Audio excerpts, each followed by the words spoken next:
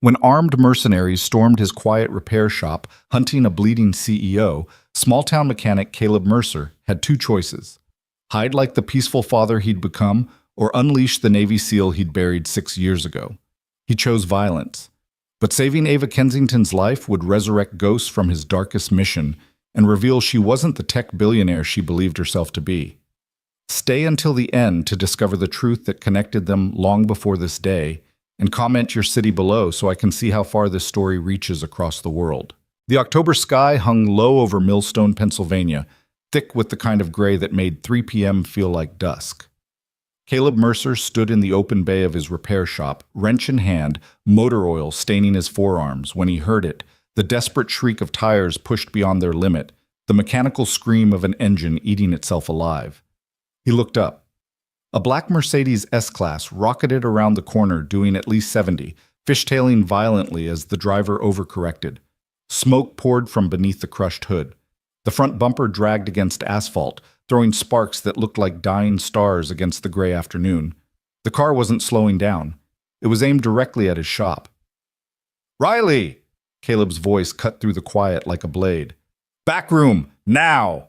His 8-year-old daughter looked up from her homework spread across the office desk, her dark curls bouncing as she startled.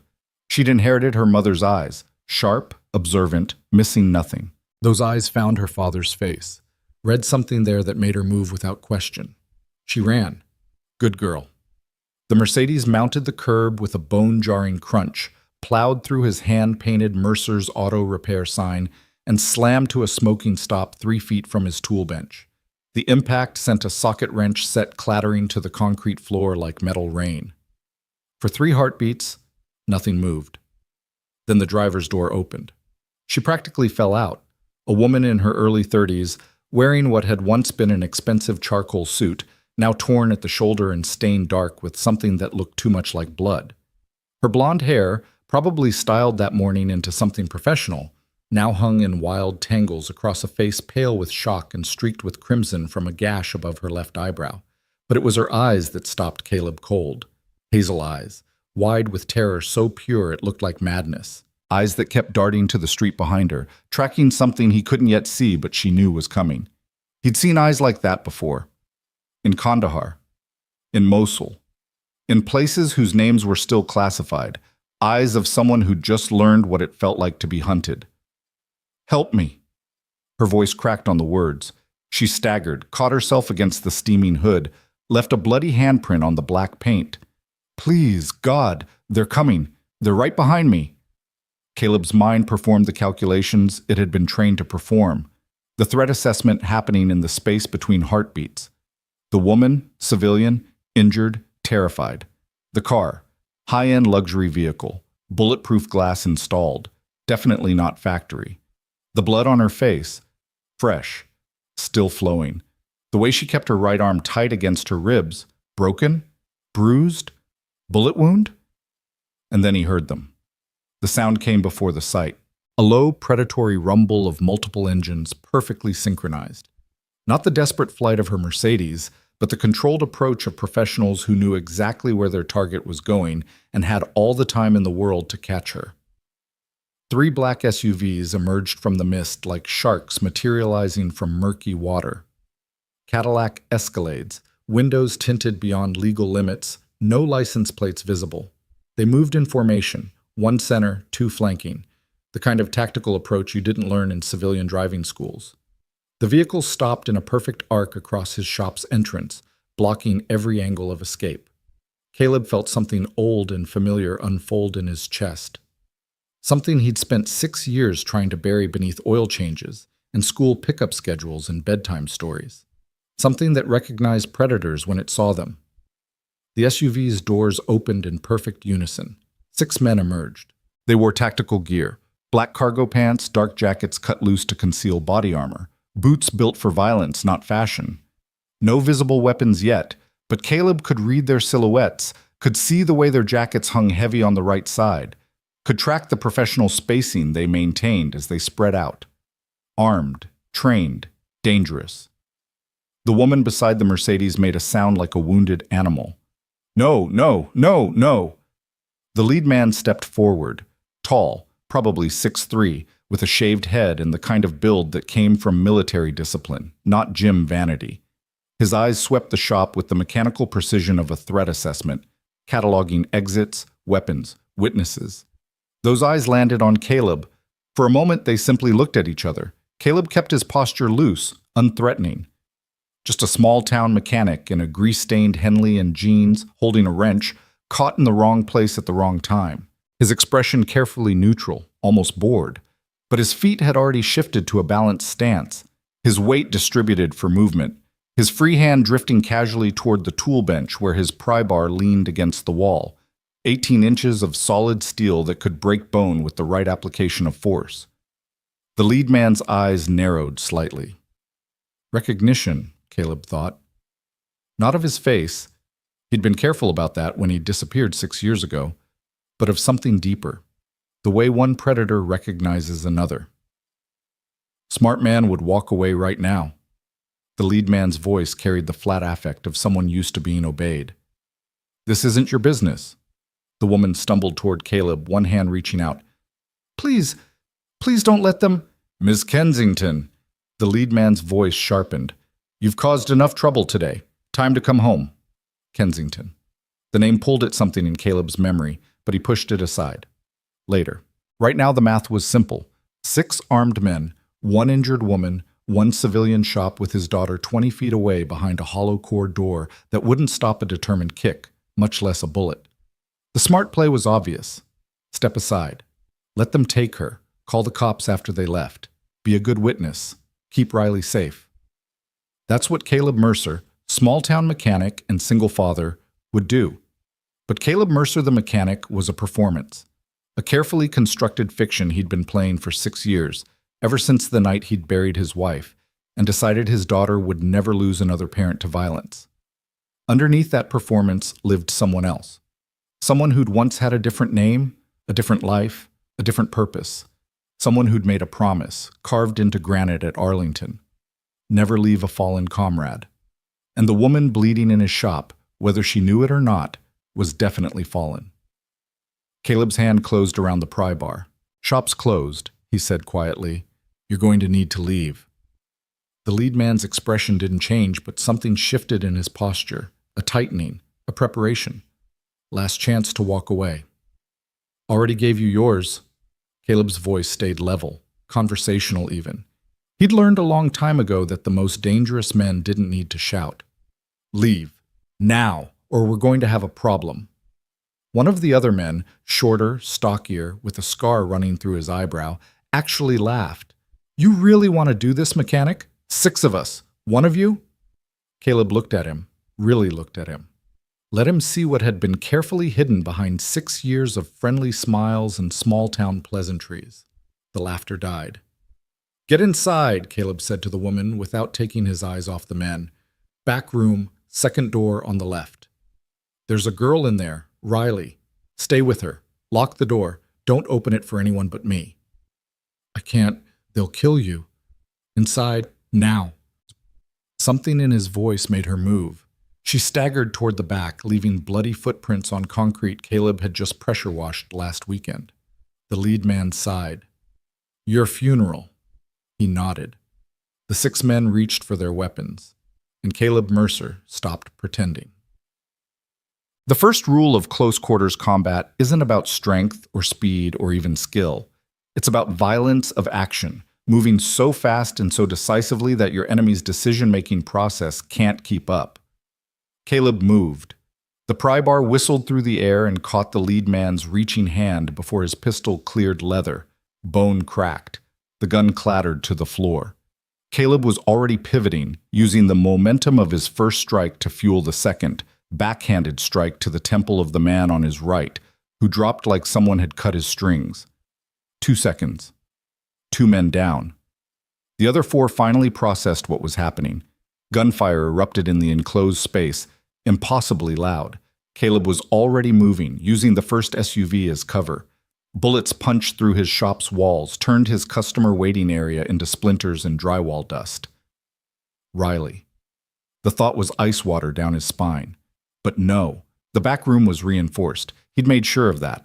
After Jessica's death, After the nightmares started, he'd spent 3 months secretly turning that room into something that could withstand exactly this scenario. Concrete walls behind the drywall, steel door behind the wood veneer. It would hold. It had to hold. Caleb grabbed his propane torch from the workbench, cranked it open full blast, and used his Zippo to turn it into a 6-foot flamethrower. He came around the SUV at a sprint, flame preceding him, and caught one of the shooters square in the face. The man screamed, stumbled backward, his tactical jacket catching fire. 3 left standing. They tried to spread out, establish fields of fire, use their training, but this was Caleb's territory, and he knew every inch of it. He grabbed a floor jack, 60 pounds of solid steel, and hurled it like a discus at the man trying to flank left. It caught him in the knees with a sound like a baseball bat hitting a watermelon. The man went down shrieking. The last 2 finally got smart.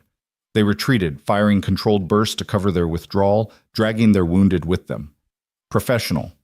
Disciplined. They'd lost this fight, but they were experienced enough to know when to cut their losses. Caleb let them go. He wasn't a SEAL anymore. He was a father, and his daughter was still in the back room. The SUV's engines roared to life. Tires shrieked. They were gone in seconds, leaving only the smell of gun smoke and burned rubber and scorched meat.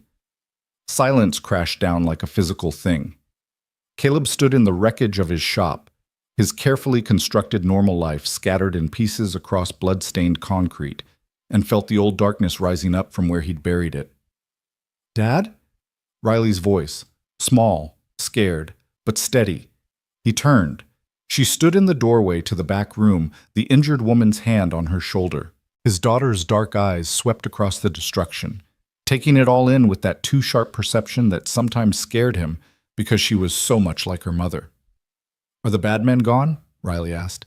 "Yeah, baby, they're gone." "Are they coming back?" The question every father dreads, the one that doesn't have a comfortable lie attached.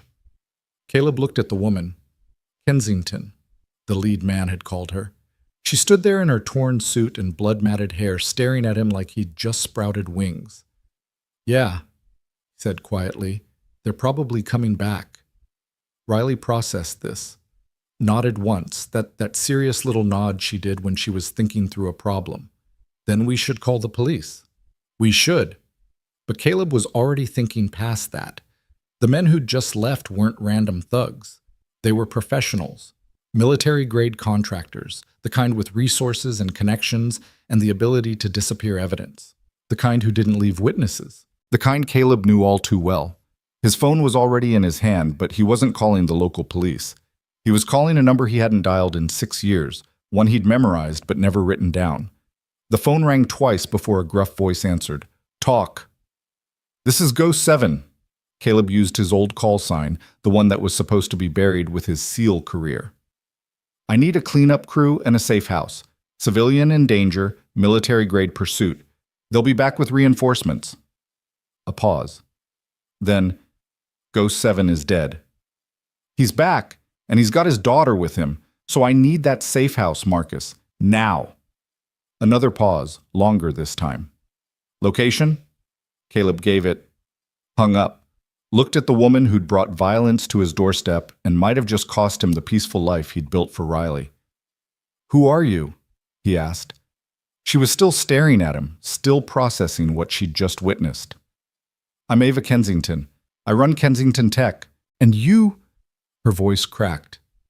"You're not a mechanic." "I'm a father," Caleb said. "The rest doesn't matter." "It's going to matter when they come back." Ava's hand pressed against her ribs, came away bloody. "Because next time they won't send 6 men. They'll send 20, and they won't stop until I'm dead and everyone who helped me is buried beside me." Riley's hand slipped into Caleb's. Her small fingers squeezed tight. "Then you'd better tell me," Caleb said quietly, "why you're worth killing." The story Ava Kensington told, sitting in Caleb's small office while Riley fetched first aid supplies, and Caleb kept one eye on the street, was the kind of nightmare that usually lived in classified briefings and conspiracy theories. 2 years ago, she explained, her company had been approached by a Department of Defense contractor. They wanted to fund a research project, something cutting edge, something that would revolutionize modern warfare. At first, it seemed legitimate. military applications for civilian technology, the kind of public-private partnership that happened all the time. The project was called Helix.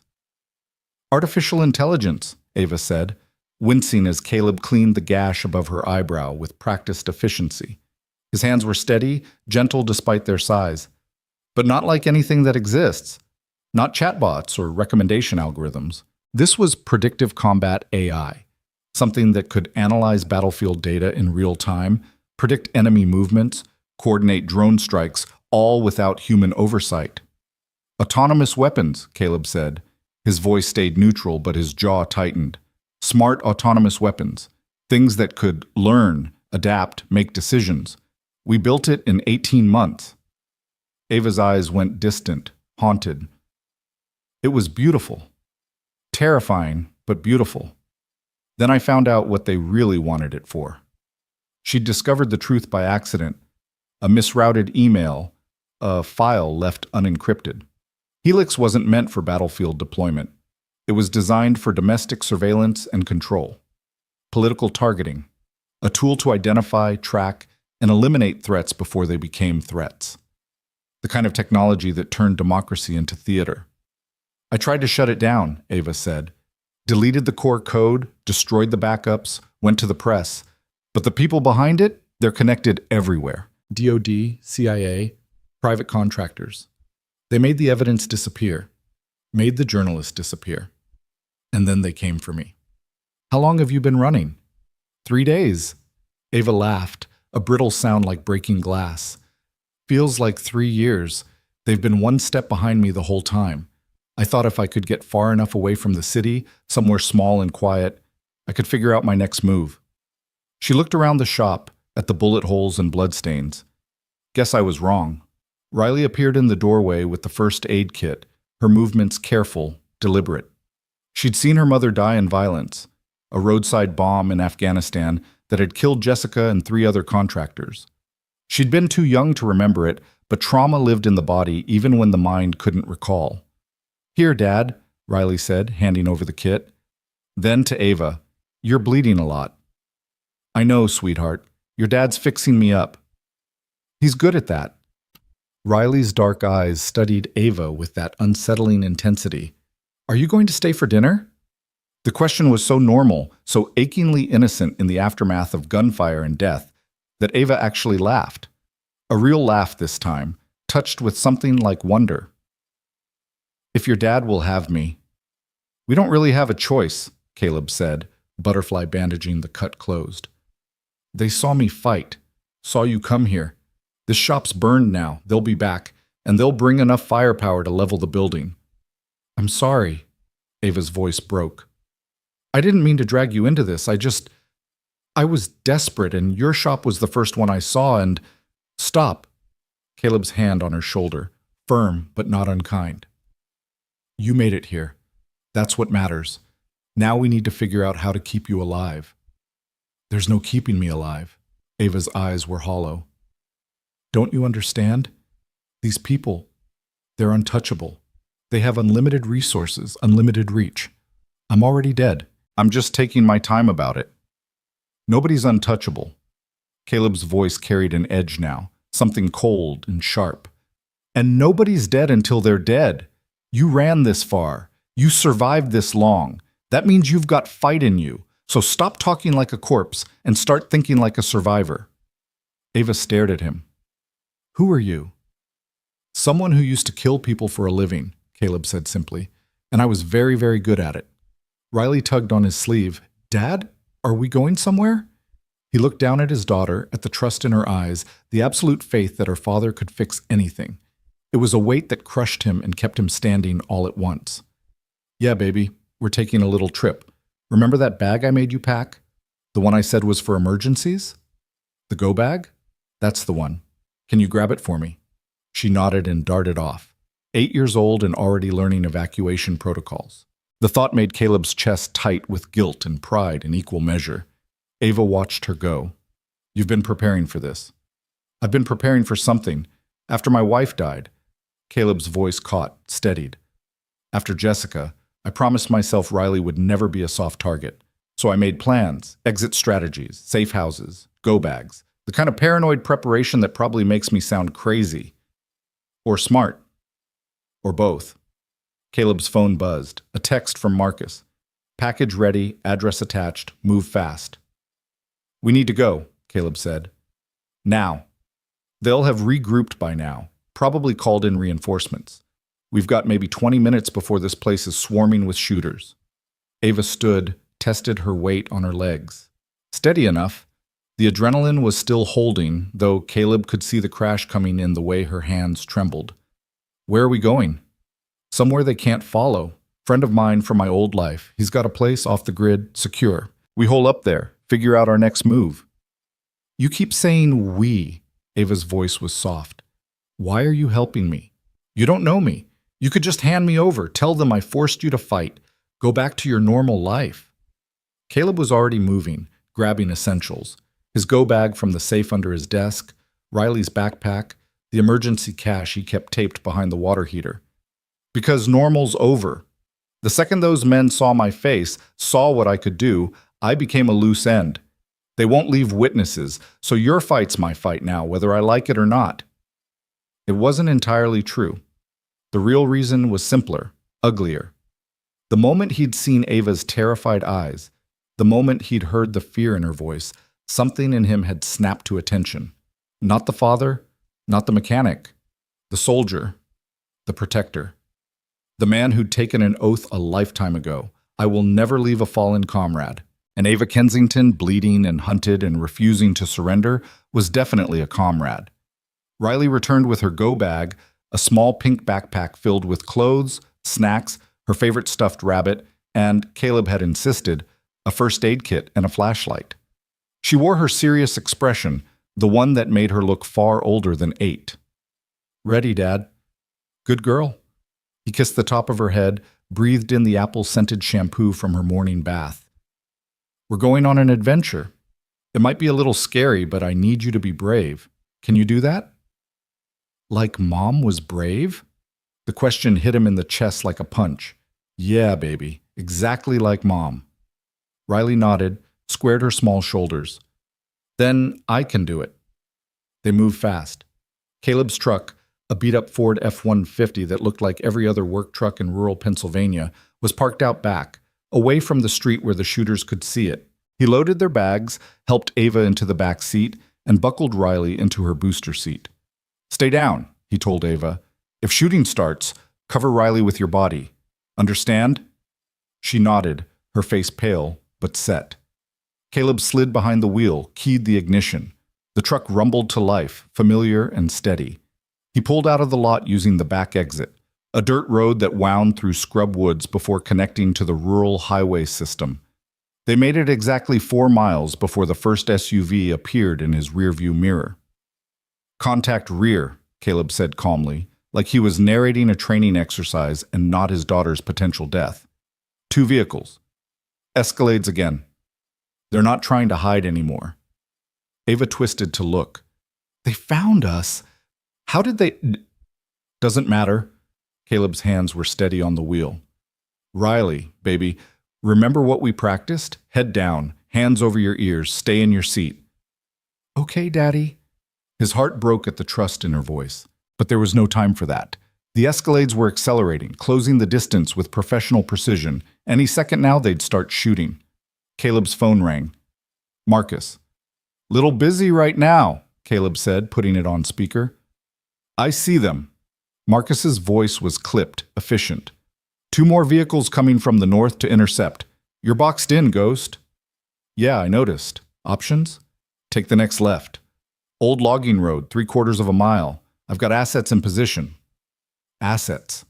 That meant Marcus had called in favors, pulled in people from their old life. It meant Caleb was officially back in the world he'd tried to leave. It meant Riley's childhood was over. Copy, Caleb said, and jerked the wheel left. The truck's tires screamed as he took the turn at 60, sliding through gravel and loose dirt. Behind them, the Escalades followed, their superior suspension handling the turn with ease.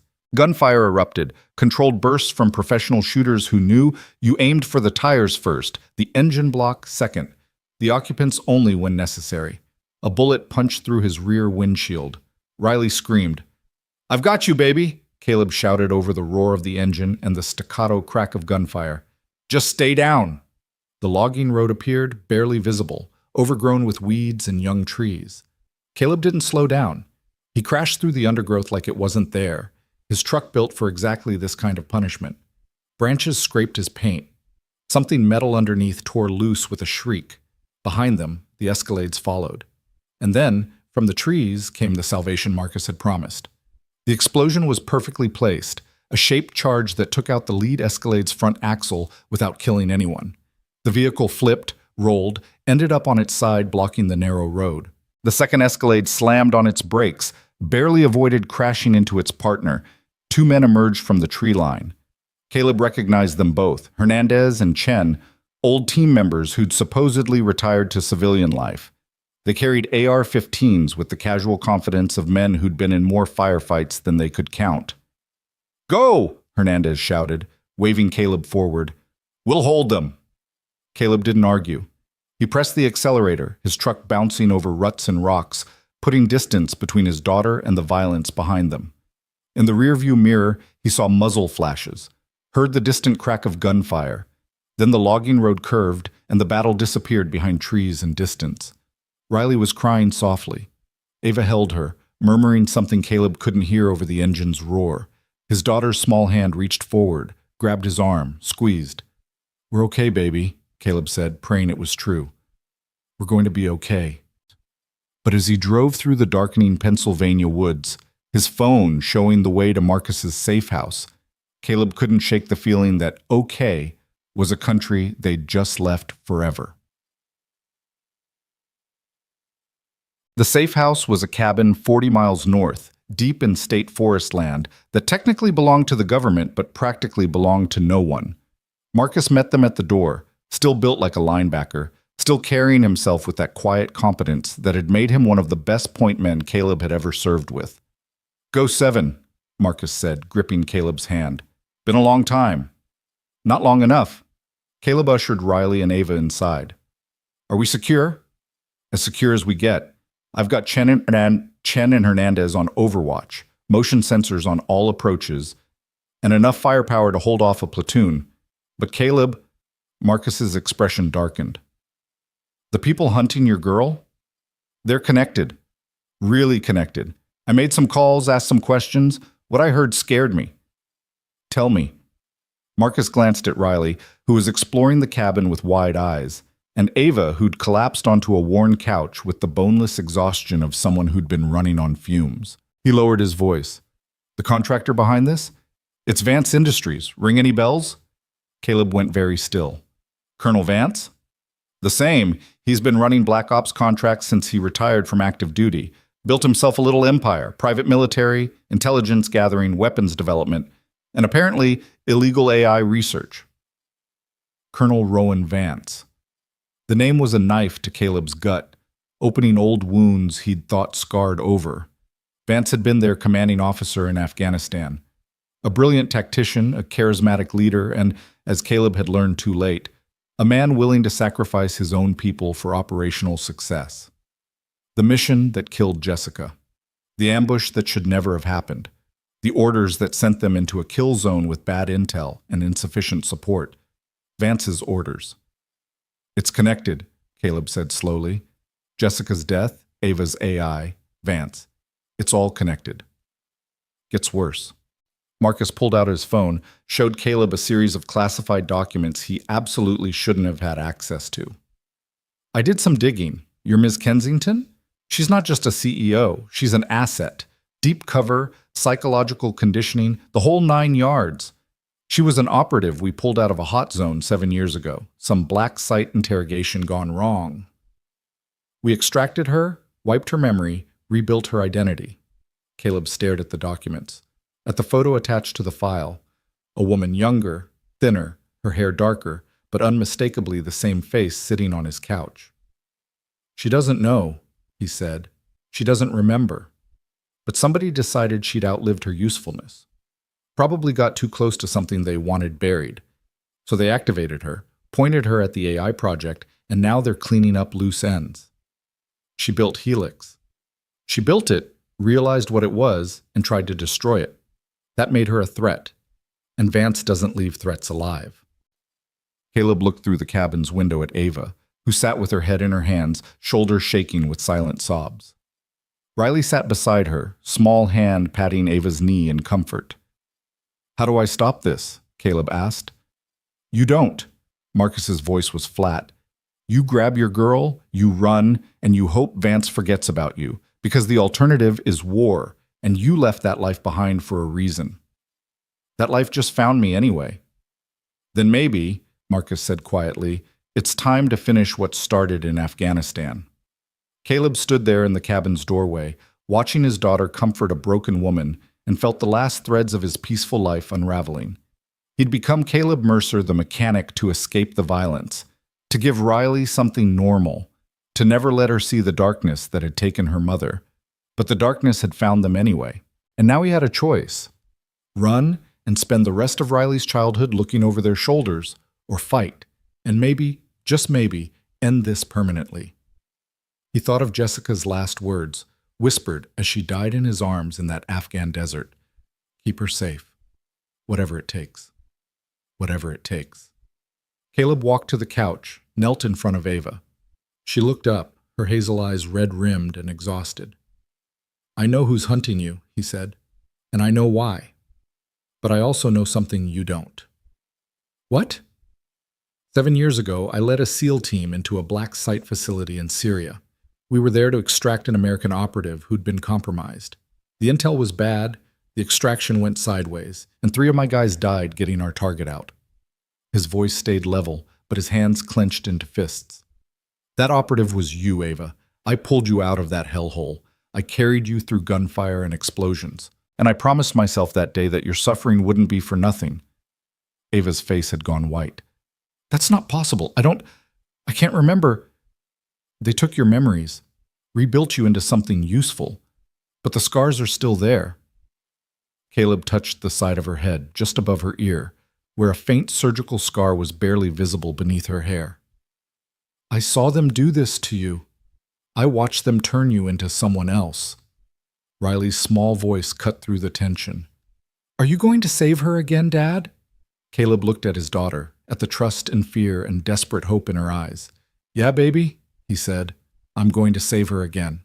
And this time he was going to make sure the people who'd hurt her could never hurt anyone again. The silence that followed Caleb's revelation stretched like a wire pulled too tight, ready to snap. Ava sat frozen on the couch, her hand drifting unconsciously to the scar above her ear, touching it as if she could somehow pull the stolen memories from beneath her skin through sheer force of will. "You're lying." Her voice was barely a whisper, but the tremor in it said she knew he wasn't. "I would remember something like that. I would remember you." "They made sure you wouldn't." Caleb stood, walked to the cabin's window, keeping his eyes on the darkening tree line where Chen and Hernandez maintained their watch.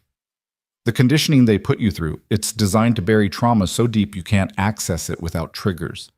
But sometimes in dreams, pieces come back. Fragments. A face you can't quite place. A feeling of safety you can't explain." Ava's breathing had gone shallow. Riley, sensing the adult conversation had entered territory she didn't fully understand but recognized as dangerous, quietly retrieved her stuffed rabbit and moved to sit in a worn armchair, watching them both with those 2 observant eyes. "I do have dreams," Ava admitted. "There's one that keeps coming back. I'm in a dark room, and everything hurts, and I can hear voices speaking a language I don't understand. And then someone picks me up, strong arms, and there's this feeling like maybe I'm not going to die after all, but I can never see his face." "That was me." Caleb's reflection in the window glass looked like a ghost, pale and insubstantial. "We hit that facility at 0300. Intel said it was a weapons cache. Instead, we found a torture site, 6 prisoners, all American assets who'd been burned by their handlers. You'd been there 4 months by the time we found you. Broken ribs, dislocated shoulder, multiple contusions. They'd been interrogating you about something called Project Helix." The name landed like a physical blow. Ava's entire body jerked. "But I just started working on Helix 2 years ago. You're saying it existed before? That I knew about it before they wiped me?" "You didn't just know about it." Marcus stepped out from the cabin's small kitchen, carrying mugs of coffee that smelled like salvation and tasted like motor oil. He handed one to Caleb, one to Ava. According to the classified files I definitely shouldn't have access to, you designed the original prototype 7 years ago when you were working as a NOC, non-official cover operative, embedded in a Syrian tech firm. You were investigating a weapons development pipeline when you stumbled onto something bigger. An AI system, Caleb continued, accepting the story from Marcus like a relay baton in a race they were both running blind.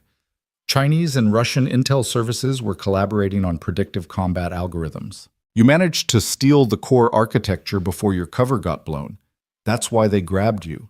They wanted their research back. Ava's hand shook so badly the coffee sloshed over the mug's rim, burning her fingers. She didn't seem to notice. And now someone's made me rebuild it. They took everything I knew, everything I was, and they turned me into a weapon aimed at myself.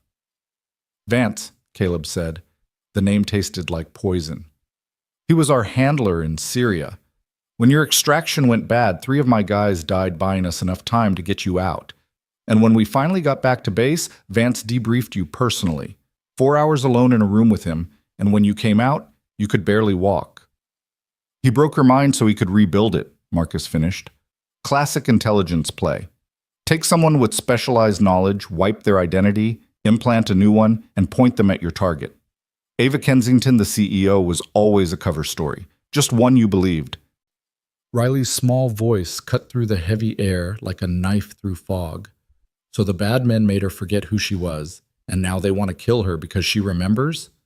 3 adults turned to look at the 8-year-old who'd just summarized a complex psychological operation with devastating clarity. Something like that, baby, Caleb said. That's mean. Riley hugged her rabbit tighter. We should make them stop. Ava let out a sound that might have been a laugh or might have been a sob. Out of the mouths of babes. Your daughter makes it sound simple. Maybe it is simple, Caleb said. Vance needs you dead because you're a liability, someone who knows too much and can't be controlled anymore. We take away his ability to kill you, and we solve the problem. How exactly do you propose we do that? Ava's voice had steadied, sharpened. The shock was wearing off, replaced by something harder. The survival instinct that had kept her alive through 4 months of interrogation, through 7 years of false memories, through 3 days of running for her life. He has unlimited resources. Private military contractors, government connections. We have 1 cabin in the woods and a handful of retired operators. We have something better. Caleb pulled out his phone, started scrolling through contacts he hadn't accessed in years. We have the truth, and we have proof. What proof? You. Caleb looked at her directly, letting her see the calculation in his eyes, the tactical assessment happening in real time. You're not just a loose end to Vance. You're evidence. Walking, talking evidence that he's been running illegal Black Ops programs for years. If we can get you somewhere safe, somewhere public, somewhere he can't touch you without exposing himself, he'll back off, Marcus finished.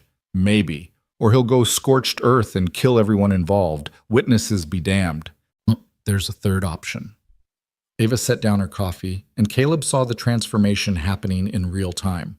The terrified CEO receding, something older and harder rising to replace her.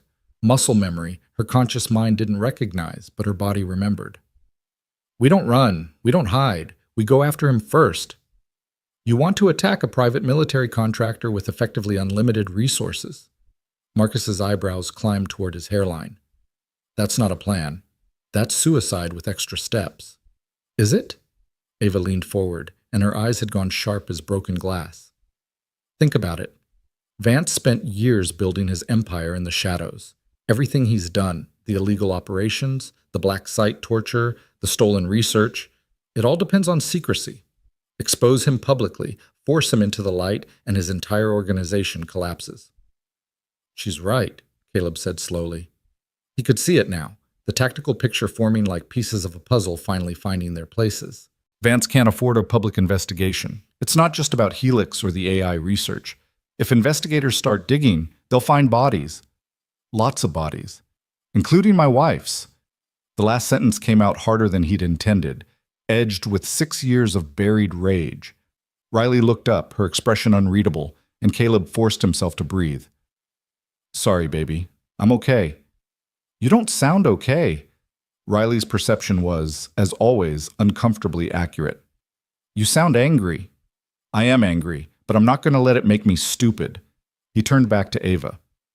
You're talking about going on a fence. That means we need leverage, something big enough to force Vance into a corner where his only option is to back down. The AI, Ava said immediately. Helix. I destroyed the operational version, but I kept backups. Insurance in case something like this happened. The core code is stored on encrypted drives hidden in 3 separate locations. Vance doesn't know where they are, Caleb guessed. He knows I have them. That's why he wants me dead so badly. The code is proof of everything. Military applications designed for domestic use, illegal surveillance protocols, kill chain algorithms that violate international law. If that goes public, it's not just Vance who goes down. It's his entire network of government sponsors. Marcus whistled low. You're not talking about ending his career. You're talking about triggering a congressional investigation that could bring down half the intelligence community. Good. Ava's voice was flat, cold. Let it burn. They turned me into a weapon and aimed me at democracy itself. They deserve everything they get. Caleb studied her, seeing past the CEO mask to the operative underneath. The woman who'd survived months of torture without breaking. The woman who'd been conditioned to forget herself but somehow found the strength to remember. Where are the drives? He asked. One in a safety deposit box in Manhattan. One buried in my mother's grave in Vermont. One hidden in the server room of my own company's headquarters in Boston. Ava's smile was bitter. I figured if I died, someone would eventually find them. Maybe a lawyer going through my estate. Maybe a grieving family member. Someone would find them and ask questions. Dead man's switch, Marcus said approvingly. Smart. Not smart enough. Ava touched her ribs where the bullet had grazed her, winced. I'm still alive, which means Vance is still scrambling to find those drives before I can use them. He'll have teams moving on all 3 locations right now. Then we need to move faster. Caleb was already planning, his mind shifting into the tactical mode that had once been second nature. Marcus, how many of the old team can you pull in? For something like this, going up against Vance? Marcus scrubbed a hand across his face, looking suddenly older. Maybe 8, 10 guys. Everyone who served under you, who saw what happened in Afghanistan, who knows what Vance really is. But Caleb, these are retired operators with families now, civilian lives. You're asking them to risk everything. I'm asking them to help me stop the man who got their brothers killed. Caleb's voice could have cut steel. Vance sent us into that ambush knowing the intel was bad. He sacrificed our team and 4 civilian contractors, including my wife, to protect a weapons deal worth $500 million. I've got the proof. Classified documents that show he knew the route was compromised, knew there were hostiles in position, and sent us anyway. The silence that followed was absolute. Even Riley had gone still, her small body tense with the understanding that something enormous and terrible was being discussed. Marcus's jaw worked. You've been sitting on that for 6 years? I've been waiting 6 years. Caleb's hands clenched into fists. Waiting for the right moment, the right leverage. I couldn't go after him before. I had Riley to think about, a life to build, too much to lose. But he brought the war to my doorstep. He involved my daughter. That changes everything. The guys need to know, Marcus said. If we're doing this, if we're really going after Vance, everyone needs to understand what they're signing up for. Make the calls. Caleb checked his watch. Nearly 8 p.m. They'd been at the cabin for 2 hours, which meant Vance's teams would be regrouping, planning their next move. Time was bleeding away. Tell them we meet tomorrow at dawn. And Marcus, tell them to come ready for war.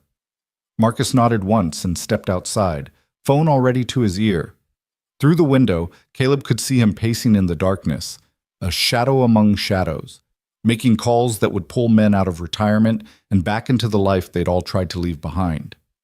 Ava was watching Caleb with an expression he couldn't quite read. You're doing this for her, aren't you? For your wife. I'm doing this for everyone he's killed, everyone he's hurt, everyone he's turned into a weapon or a casualty in his private war. Caleb moved to the couch, sat down heavily. The adrenaline was finally wearing off, leaving behind the familiar ache of old injuries and older regrets. Jessica deserves justice. You deserve your life back, and my daughter deserves to grow up in a world where men like Vance can't operate with impunity. That's a nice speech, Ava said softly, but I've been in this world long enough to know, even if I can't consciously remember it, that justice is a fairy tale. Men like Vance don't go to prison. They get quietly retired with full pensions and consulting contracts. Not this time. Caleb's voice carried absolute conviction. This time, we make sure everyone sees exactly what he is. We make it so public, undeniable, that even his government sponsors can't protect him. Riley had been quiet for so long that Caleb had almost forgotten she was listening. Now she spoke up, her voice small but clear. Dad? Are you going to have to fight the bad men again? He wanted to lie. Wanted to tell her everything would be fine, that the adults would handle it, that she didn't need to worry. But Jessica had raised their daughter to value honesty, and Caleb wouldn't dishonor that memory with comfortable falsehoods. Yeah, baby, probably. Are you going to die? The question hit him like a fist to the solar plexus. I'm going to do everything I can to make sure that doesn't happen. But Riley, I need you to understand something. The man who's after Ava, he's the same man who gave the orders that got your mom killed. And if I don't stop him now, he's going to keep hurting people, maybe forever. Riley processed this with that unsettling maturity that sometimes made her seem decades older than 8. Mom would want you to stop him. Yeah, Caleb's throat was tight. She would. Then you should. Riley stood, walked over with her stuffed rabbit dangling from one hand, and climbed into her father's lap with the unconscious trust of a child who'd never known him to fail her. But you have to promise you'll come back. I promise I'll do everything I can. No. Riley's small hands grabbed his face, forced him to look directly into her eyes, Jessica's eyes. Promise you'll come back. For real. Caleb looked at his daughter, at the fierce determination in her expression, and felt something in his chest crack open. I promise, baby, I'll come back. It was a promise he had no right to make, a promise that might turn into a lie that would haunt Riley for the rest of her life. But it was also the only promise that mattered. Ava watched them, something complicated and painful flickering across her face. She's a hell of a kid. Takes after her mom. Caleb kissed the top of Riley's head. Bedtime, kiddo. It's been a long day. I'm not tired. Try anyway. We've got a big day tomorrow, and you need your rest. Riley sighed with the dramatic resignation of children everywhere, but she slid off his lap and headed toward the cabin's small bedroom. At the door, she paused. Ava? Yes, sweetheart? I'm glad my dad saved you, both times. Then she was gone, disappearing into the bedroom and closing the door with a soft click.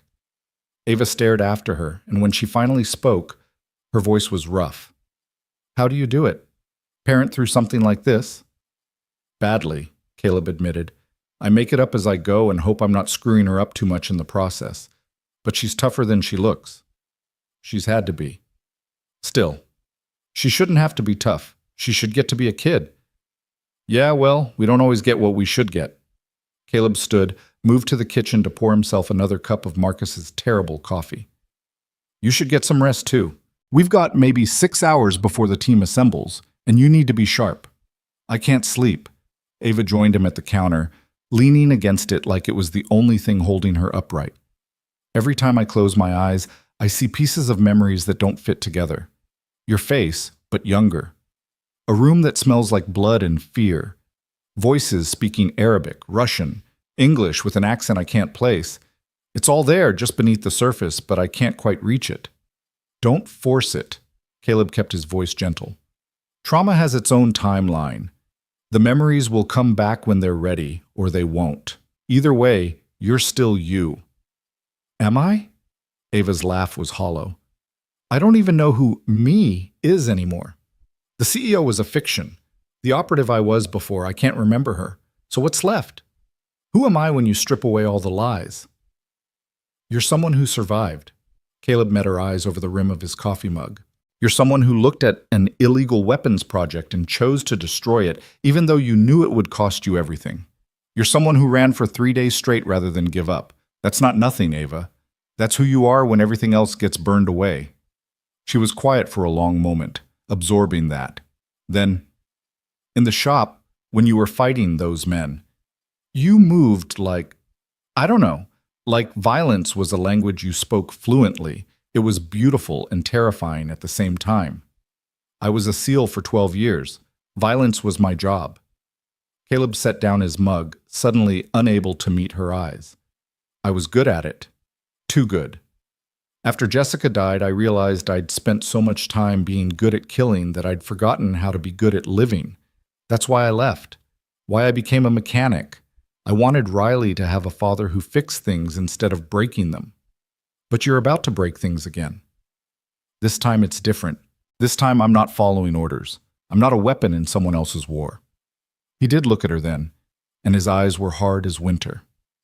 This time, I choose the target. Ava held his gaze for a long moment, and something passed between them. Recognition, maybe. Two people who'd been remade by violence, trying to find their way back to something that looked like normal, only to discover that normal was a country they could never return to. "What's the plan?" she asked finally. Specifically, how do we take down someone as connected as Vance? We hit him on 3 fronts simultaneously. Caleb's mind was already mapping it out, seeing the operation from satellite view. Team 1 goes to Manhattan, secures the drive from your safety deposit box.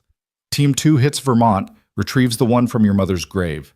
Team 3, that'll be me, you, and a small group, we go to Boston and get the drive from your company's server room. Vance will have people watching all 3 locations. Counting on it. We make noise, draw his resources out, force him to split his attention. While his teams are engaged at the 3 sites, we leak everything to the press. Every major outlet. Network news, cable news, newspapers, online journalists. By the time Vance realizes what's happening, the story will be too big to contain. And if he kills us before we can leak it, then the dead man's switch activates. Caleb pulled out his phone, showed her a series of timed emails he'd already prepared. I've set up automated releases through multiple encrypted services. If I don't check in every 12 hours and enter a specific code, everything we have on Vance, documents, testimony, evidence, gets released automatically. He can kill us, but he can't stop the truth. Ava studied the phone screen, and a slow smile spread across her face. It wasn't a nice smile. It was the smile of someone who'd spent 7 years being used as a tool and had finally remembered she had teeth. You've done this before, planned an operation like this. Once or twice, though usually I was on the other side, the one trying to stop the leak, not cause it. Caleb pocketed his phone. But the principles are the same: redundancy, multiple fail-safes, always have a backup plan for your backup plan. And your backup plan here is? If everything goes to hell, we grab Riley and run. New identities, new country, new life. I've got passports prepared, accounts set up, contacts who owe me favors in places extradition treaties don't reach. He said it matter-of-factly, like he was discussing a grocery list instead of international flight from justice. I won't let Riley pay the price for my war with Vance. But you'd rather not run. I'd rather end this permanently, for Riley's sake, for yours, for everyone else Vance would hurt if we don't stop him. Caleb's hands clenched on the counter. Running means looking over our shoulders forever. Fighting means maybe, just maybe, we get to live without fear. The cabin door opened and Marcus stepped back inside, his face grim. Made the calls. 8 confirmed.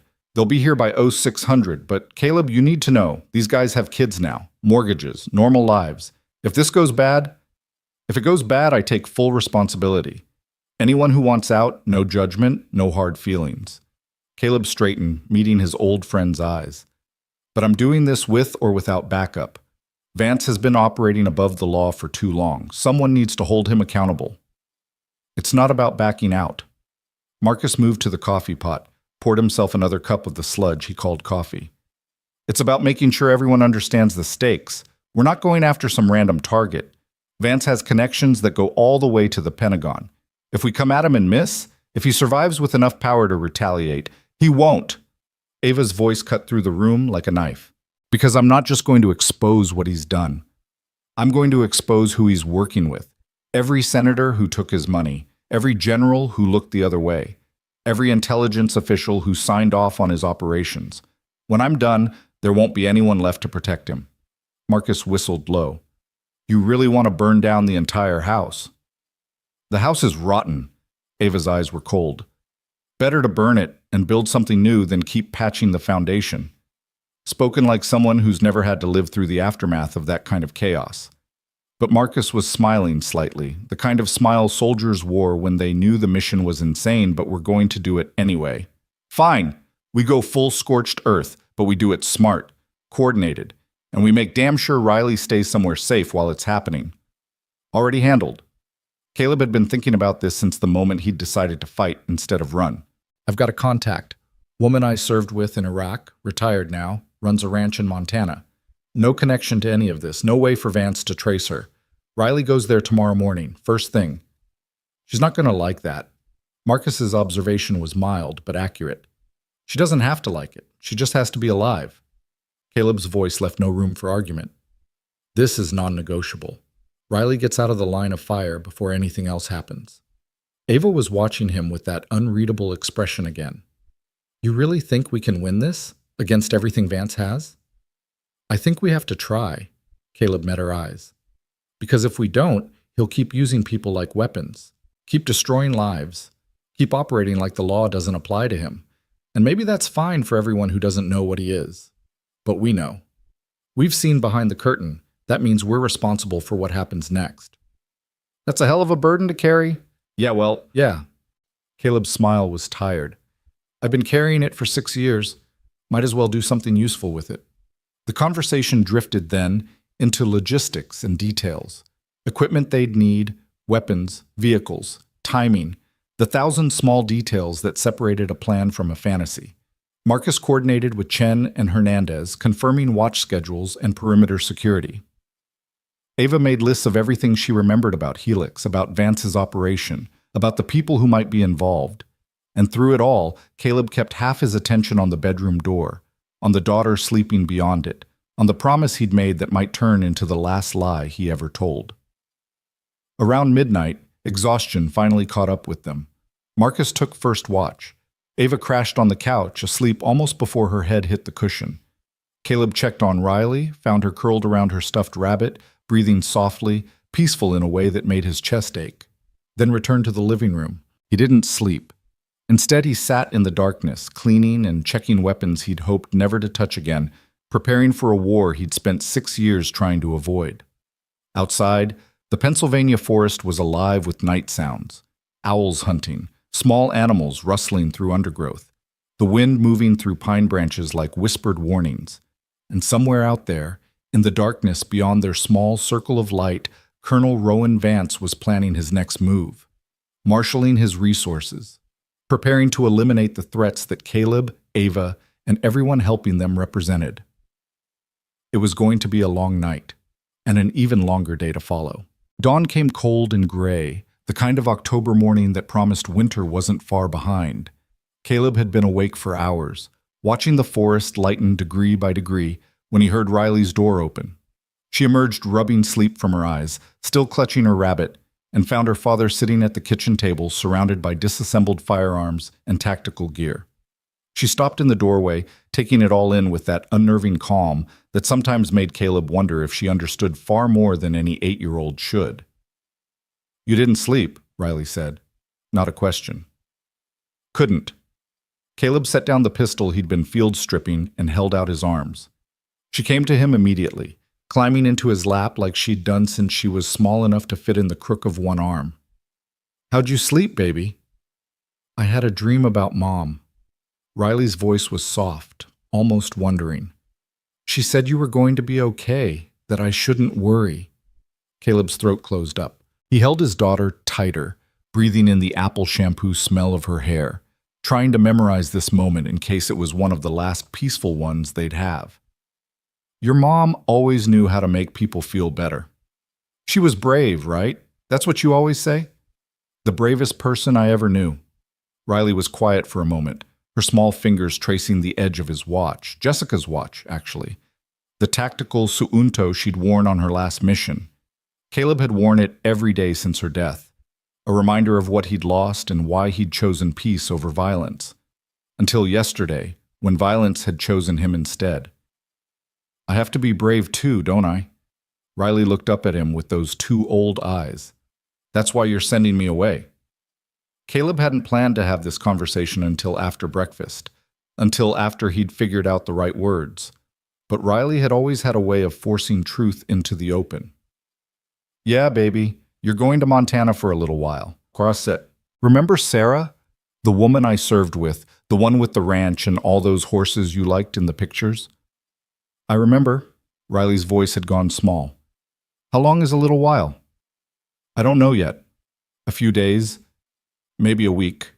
He tilted her chin up, made sure she was looking at him. But Riley, I need you to understand something. This isn't because I don't want you with me. It's because keeping you safe is the most important thing in the world to me. And right now, safe means far away from here. Because of the bad men. Because of the bad men, Caleb agreed. The things I have to do to stop them. You can't be anywhere near that. It's not about you being weak or scared. It's about me needing to know you're okay so I can focus on what needs to happen next. Riley processed this with her characteristic seriousness, and Caleb could practically see her working through the logic, testing it for holes. Finally, she nodded. Okay, but you have to promise again. You'll come get me when it's over. I promise. The lie tasted like ash, but he said it anyway because sometimes love meant lying to the people you'd die to protect. And Riley, when this is done, when everything's settled, maybe we'll go somewhere new, start fresh. Would you like that? Will Ava come with us? The question caught him off guard. I don't know, baby. Why do you ask? Because she's sad like you're sad, like she lost something important and can't remember where she put it. Riley's perception was, as always, startlingly accurate. And I think maybe if you help her find what she lost, she won't be sad anymore, and neither will you. Before Caleb could formulate a response to that particular piece of 8-year-old wisdom, the sound of vehicles approaching cut through the morning quiet. He was on his feet instantly, Riley scooped up and deposited in the back room with instructions to stay put, his hand already on the pistol at his hip. But it was just the team arriving. 8 men in 4 vehicles pulling up to the cabin with the casual precision of people who'd done 1,000 tactical insertions and knew how to make an approach look unthreatening. Caleb recognized every face. Brothers in arms from his SEAL days, guys who'd bled with him in a dozen countries whose names were still classified. Hernandez came first, looking exactly the same as he had 6 years ago, except for the gray threading through his black hair. Behind him came Chen, Rodriguez, Williams, Patterson, Burke, Foster, and bringing up the rear, limping slightly from an old wound, Thompson. They gathered in the cabin's main room, filling the small space with their presence. 8 men who'd learned to be dangerous and then tried to learn how to be normal again. The transition hadn't been easy for any of them. Caleb could see it in their eyes, in the way they moved, in the careful way they didn't look too long at the weapons spread across his table. Ghost 7. Hernandez clasped Caleb's hand, pulled him into a brief embrace. Didn't think I'd ever hear that call sign again. Didn't think I'd ever use it. Caleb stepped back, let his eyes travel across the assembled group. Thanks for coming. I know what I'm asking. You're asking us to finish what we started in Afghanistan. Chen's voice was quiet but fierce. You're asking us to make Vance pay for what he did to our brothers, to your wife. We've been waiting 6 years for someone to give us that chance. It's not going to be clean, Caleb warned. Vance has resources we can't match, connections that go deeper than we can dig. This operation has maybe a 40% chance of success, and that's being optimistic. 60% chance of failure. Williams, the team's former demolitions expert, grinned without humor. Hell, I've taken worse odds on a Tuesday. There's more. Caleb gestured for Ava to join them. She'd been standing in the kitchen doorway, observing but not intruding, and now she moved into the room with the kind of coiled tension that spoke to training she didn't consciously remember. This is Ava Kensington. She's the reason Vance is moving now, the reason he sent contractors to my shop, and she's the key to taking him down. Ava stood before 8 of the most dangerous men in America and met their assessing gazes without flinching. 7 years ago, Chief Petty Officer Mercer pulled me out of a Syrian black site. I don't remember it. They made sure of that. But apparently I owe him my life. Now he's trying to save it again. And I'm trying to make sure this time we end the threat permanently. The AI project, Rodriguez said. He'd always been the smart one, the guy who read intelligence briefings for fun and could quote Sun Tzu from memory. We heard rumors. Military-grade predictive algorithms, autonomous targeting systems, the kind of thing that makes Skynet look like a calculator. Worse than that. Ava's voice was steady despite the tremor in her hands. Helix was designed to identify and eliminate domestic threats before they could act. Political dissidents, whistleblowers, journalists asking the wrong questions. Vance wants to build a system where the government can kill its own citizens based on what an algorithm thinks they might do. The silence that followed was profound. These were men who'd sworn an oath to defend the Constitution, who'd fought and bled and watched their brothers die for the idea that America stood for something better than preemptive murder and political assassination. Son of a bitch, Thompson spoke for all of them, his voice thick with disgust. He's building a domestic kill list. And using my company to do it, Ava continued, using me, because I built the prototype years ago when I was an operative, before they wiped my memory and turned me into a useful idiot who'd recreate her own worst nightmare. So we stop him. Patterson, always the most direct member of the team, looked at Caleb. What's the plan? Caleb moved to the table, unfolded a map of the eastern seaboard that he'd marked up overnight with routes and targets and contingencies. Ava has proof. 3 encrypted drives containing everything we need to expose Vance and everyone working with him. The drives are hidden in 3 locations: Manhattan, Vermont, and Boston. We split into 3 teams, hit all 3 sites simultaneously at 0900 hours. Coordinated assault, Chen nodded approvingly. Forces him to split his resources, respond to multiple threats at once. Exactly. Team 1, Hernandez, Chen, Rodriguez, you take Manhattan, safety deposit box at First National Bank, Midtown. Ava has the access codes and authentication. Get in, get the drive, get out. Expect heavy resistance. Vance will have people watching that bank. Team 2, Williams, Patterson, Burke. You're on Vermont. Small town cemetery, low profile, but don't underestimate the opposition. Vance knows about the gravesite. He'll have contractors in place. And Team 3? Foster asked. Me, Ava, Thompson, and you, we hit Boston, Kensington Tech headquarters, server room on the 10th floor. It's going to be the hardest target, most security, most civilians, highest chance of collateral damage. But it's also where the most complete version of the data is stored. Marcus, who'd been quiet until now, spoke up. And while all this is happening, you stay here with Riley until my contact arrives to take her to Montana. Then you're our command and control. Monitor police bands, track news coverage, coordinate between teams. Caleb met his old friend's eyes. And if everything goes to hell, you make sure those automated leaks go live. No matter what happens to us, the truth gets out. What about extraction? Thompson's question was pointed. We get the drives, we get clear. Then what? Vance isn't going to just let us walk away. We don't walk away. We go public immediately. Ava's voice was hard. The second we have all 3 drives, we don't wait. We don't hide. We don't try to negotiate. We dump everything to every media outlet simultaneously, make it so loud and so public that Vance can't make it disappear. And if he tries anyway? Burke asked. If he decides dead whistleblowers are better than live ones? Then we already have insurance policies in place. Caleb tapped his phone. Automated releases, multiple redundancies, dead man switches. Even if he kills every person in this room, the information still goes public. We're not trying to survive this, gentlemen. We're trying to make our deaths mean something. The weight of that statement settled over the room like a shroud. These were men who'd faced death before, who'd made peace with mortality in 100 different firefights. But facing it for their country was different than facing it for revenge and justice and the slim hope that maybe their sacrifice would change something. Riley's small voice cut through the heavy silence. You're not going to die.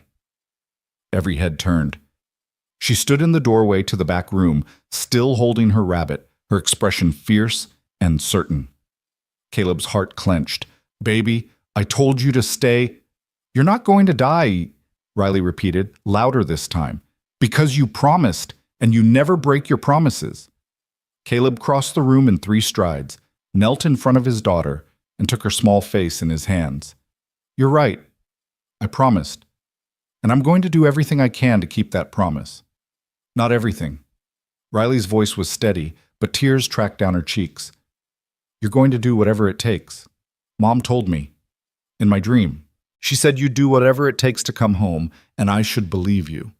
The men behind Caleb had gone very quiet, witnessing something private and profound and painful in the exchange between father and daughter. "Whatever it takes," Caleb agreed softly. "Now I need you to do something for me. I need you to be brave like your mom was brave. Can you do that?" Riley nodded, swiped at her tears with the back of her hand. "I can do that." "Good girl." He kissed her forehead, held her tight for one long moment, then forced himself to let go and stand up. "Marcus? How long until your contact arrives?" 20 minutes. She's flying in from Billings, landing at the county airstrip." "Then we've got 20 minutes to go over the plan one more time. Make sure everyone knows their part." Caleb returned to the table, to the map and the weapons and the tactical gear that represented his return to the life he'd tried to escape. "After that, we move. No delays, no second guessing. We hit Vance hard and fast, and we don't stop until he's finished." The next 20 minutes passed in a blur of logistics and contingencies, of checking weapons and reviewing extraction routes, and making sure everyone understood that this wasn't a normal operation with normal rules of engagement. They were going up against a private military contractor with effectively unlimited resources, and the only advantage they had was surprise and righteous fury. It would have to be enough. Sarah Whitmore arrived exactly on schedule, landing her small Cessna with the casual competence of someone who'd flown combat insertions in Iraq and now used those skills to shuttle supplies to her Montana ranch. She was in her early 40s, lean and weathered, with the kind of presence that made people instinctively trust her. "Ghost 7, she clasped Caleb's hand firmly. "Been a long time." "Too long, thanks for doing this. You saved my life in Fallujah. I owe you more than babysitting duty." Sarah's eyes found Riley, and her expression softened. "You must be Riley. Your dad's told me a lot about you." "He says you have horses." Riley's voice was small, uncertain in the way children got when they were trying very hard to be brave. 12 of them, and 6 dogs, 4 cats, and more chickens than I can count." Sarah held out her hand. "Want to come meet them?" Riley looked back at her father, and Caleb saw the question in her eyes. The fear, the desperate hope that maybe this was all a mistake. Maybe they could just go home and pretend yesterday never happened. But yesterday had happened, and there was no going home. "Go on, baby." Caleb kept his voice steady through sheer force of will. "I'll see you real soon." Riley crossed the room, took Sarah's hand, and then broke away to throw herself at her father one last time. Caleb caught her, held her like he'd done when she was a baby, and the whole world could fit in his arms. "I love you," he whispered into her hair. "More than anything in the whole world, don't ever forget that." "I love you too, Daddy." Riley's voice was muffled against his chest. "Come back. You have to come back." "I will. I promise."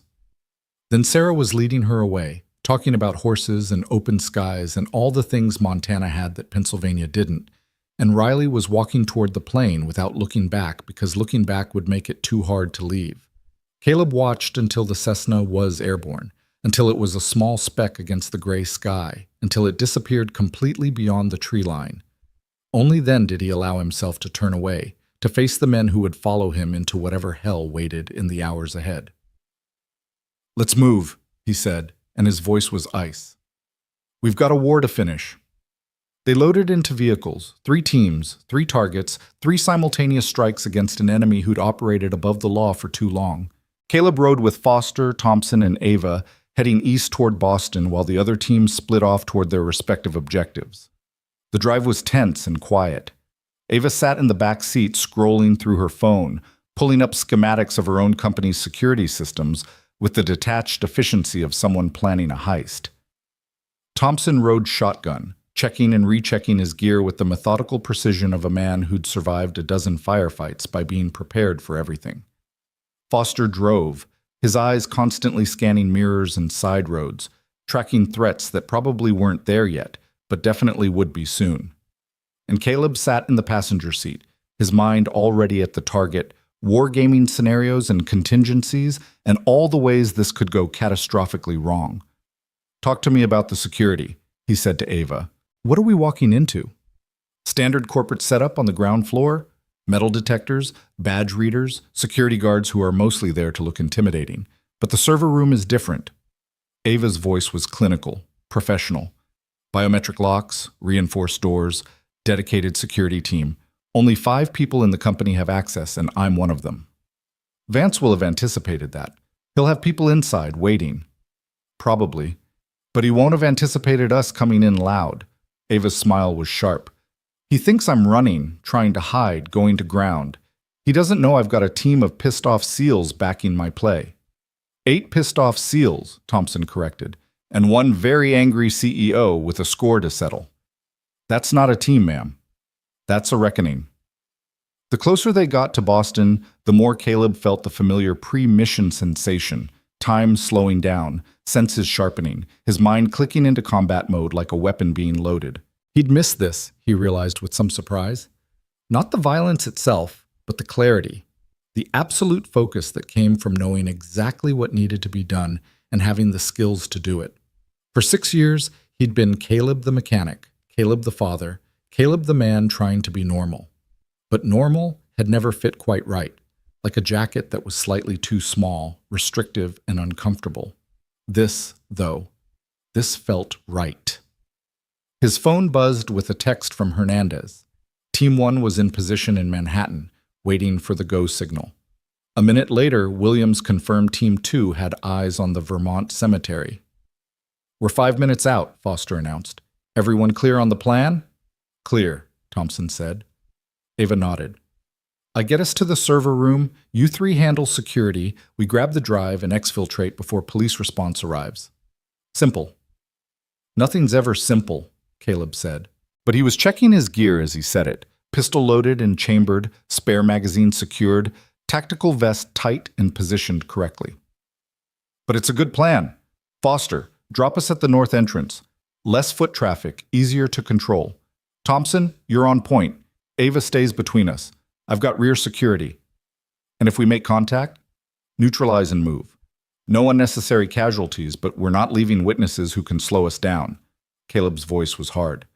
"Vance's contractors are fair game. Anyone else, we try to avoid engagement.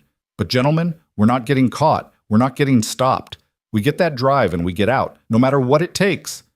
Foster pulled into the parking garage of a building 3 blocks from Kensington Tech headquarters. They moved fast, but not frantically. 4 people who could have been business professionals except for the weapons concealed under jackets, and the way they moved with perfect tactical spacing. The morning streets were busy with commuters and delivery trucks and all the ordinary chaos of a city coming to life. No one looked twice at them. Caleb had learned a long time ago that the best way to hide was in plain sight, to move with such confidence that people's eyes just slid right past you. They approached the building, a glass and steel tower that probably cost more than Caleb would earn in 10 lifetimes, and Ava didn't hesitate. She walked straight to the security desk, smiled at the guard with the easy charm of someone who owned the building. "Morning, James. How's your daughter doing? Still loving college?" The guard's face lit up. "Ms. Kensington, she's doing great. Thanks for asking. Made the dean's list last semester." "That's wonderful. I'm proud of her." Ava's warmth seemed completely genuine, and maybe it was. Just because her identity was constructed didn't mean her feelings were fake. "These gentlemen are with me, security consultants. We're doing an assessment of our server room protocols." "Of course, ma'am." James barely glanced at Caleb and the others, waving them through. "Have a good day." Just like that, they were inside. "Smooth," Thompson murmured as they crossed the lobby toward the elevators. "I've been playing this role for 7 years. Ava hit the call button, long enough that I can do it in my sleep. The elevator arrived empty. They stepped inside, and Ava swiped her badge, pressed the button for the 10th floor. As the doors closed and the car began to rise, Caleb felt his pulse settling into the slow, steady rhythm he'd learned in combat. Fear was natural. Panic was deadly. The key was staying between the two, letting adrenaline sharpen his senses without clouding his judgment. "Cameras?" he asked. "Everywhere. But I control the security system, already looped the feeds. As far as building security knows, these hallways are empty. Ava's fingers moved across her phone's screen, accessing systems with the quick efficiency of someone who knew exactly what she was doing.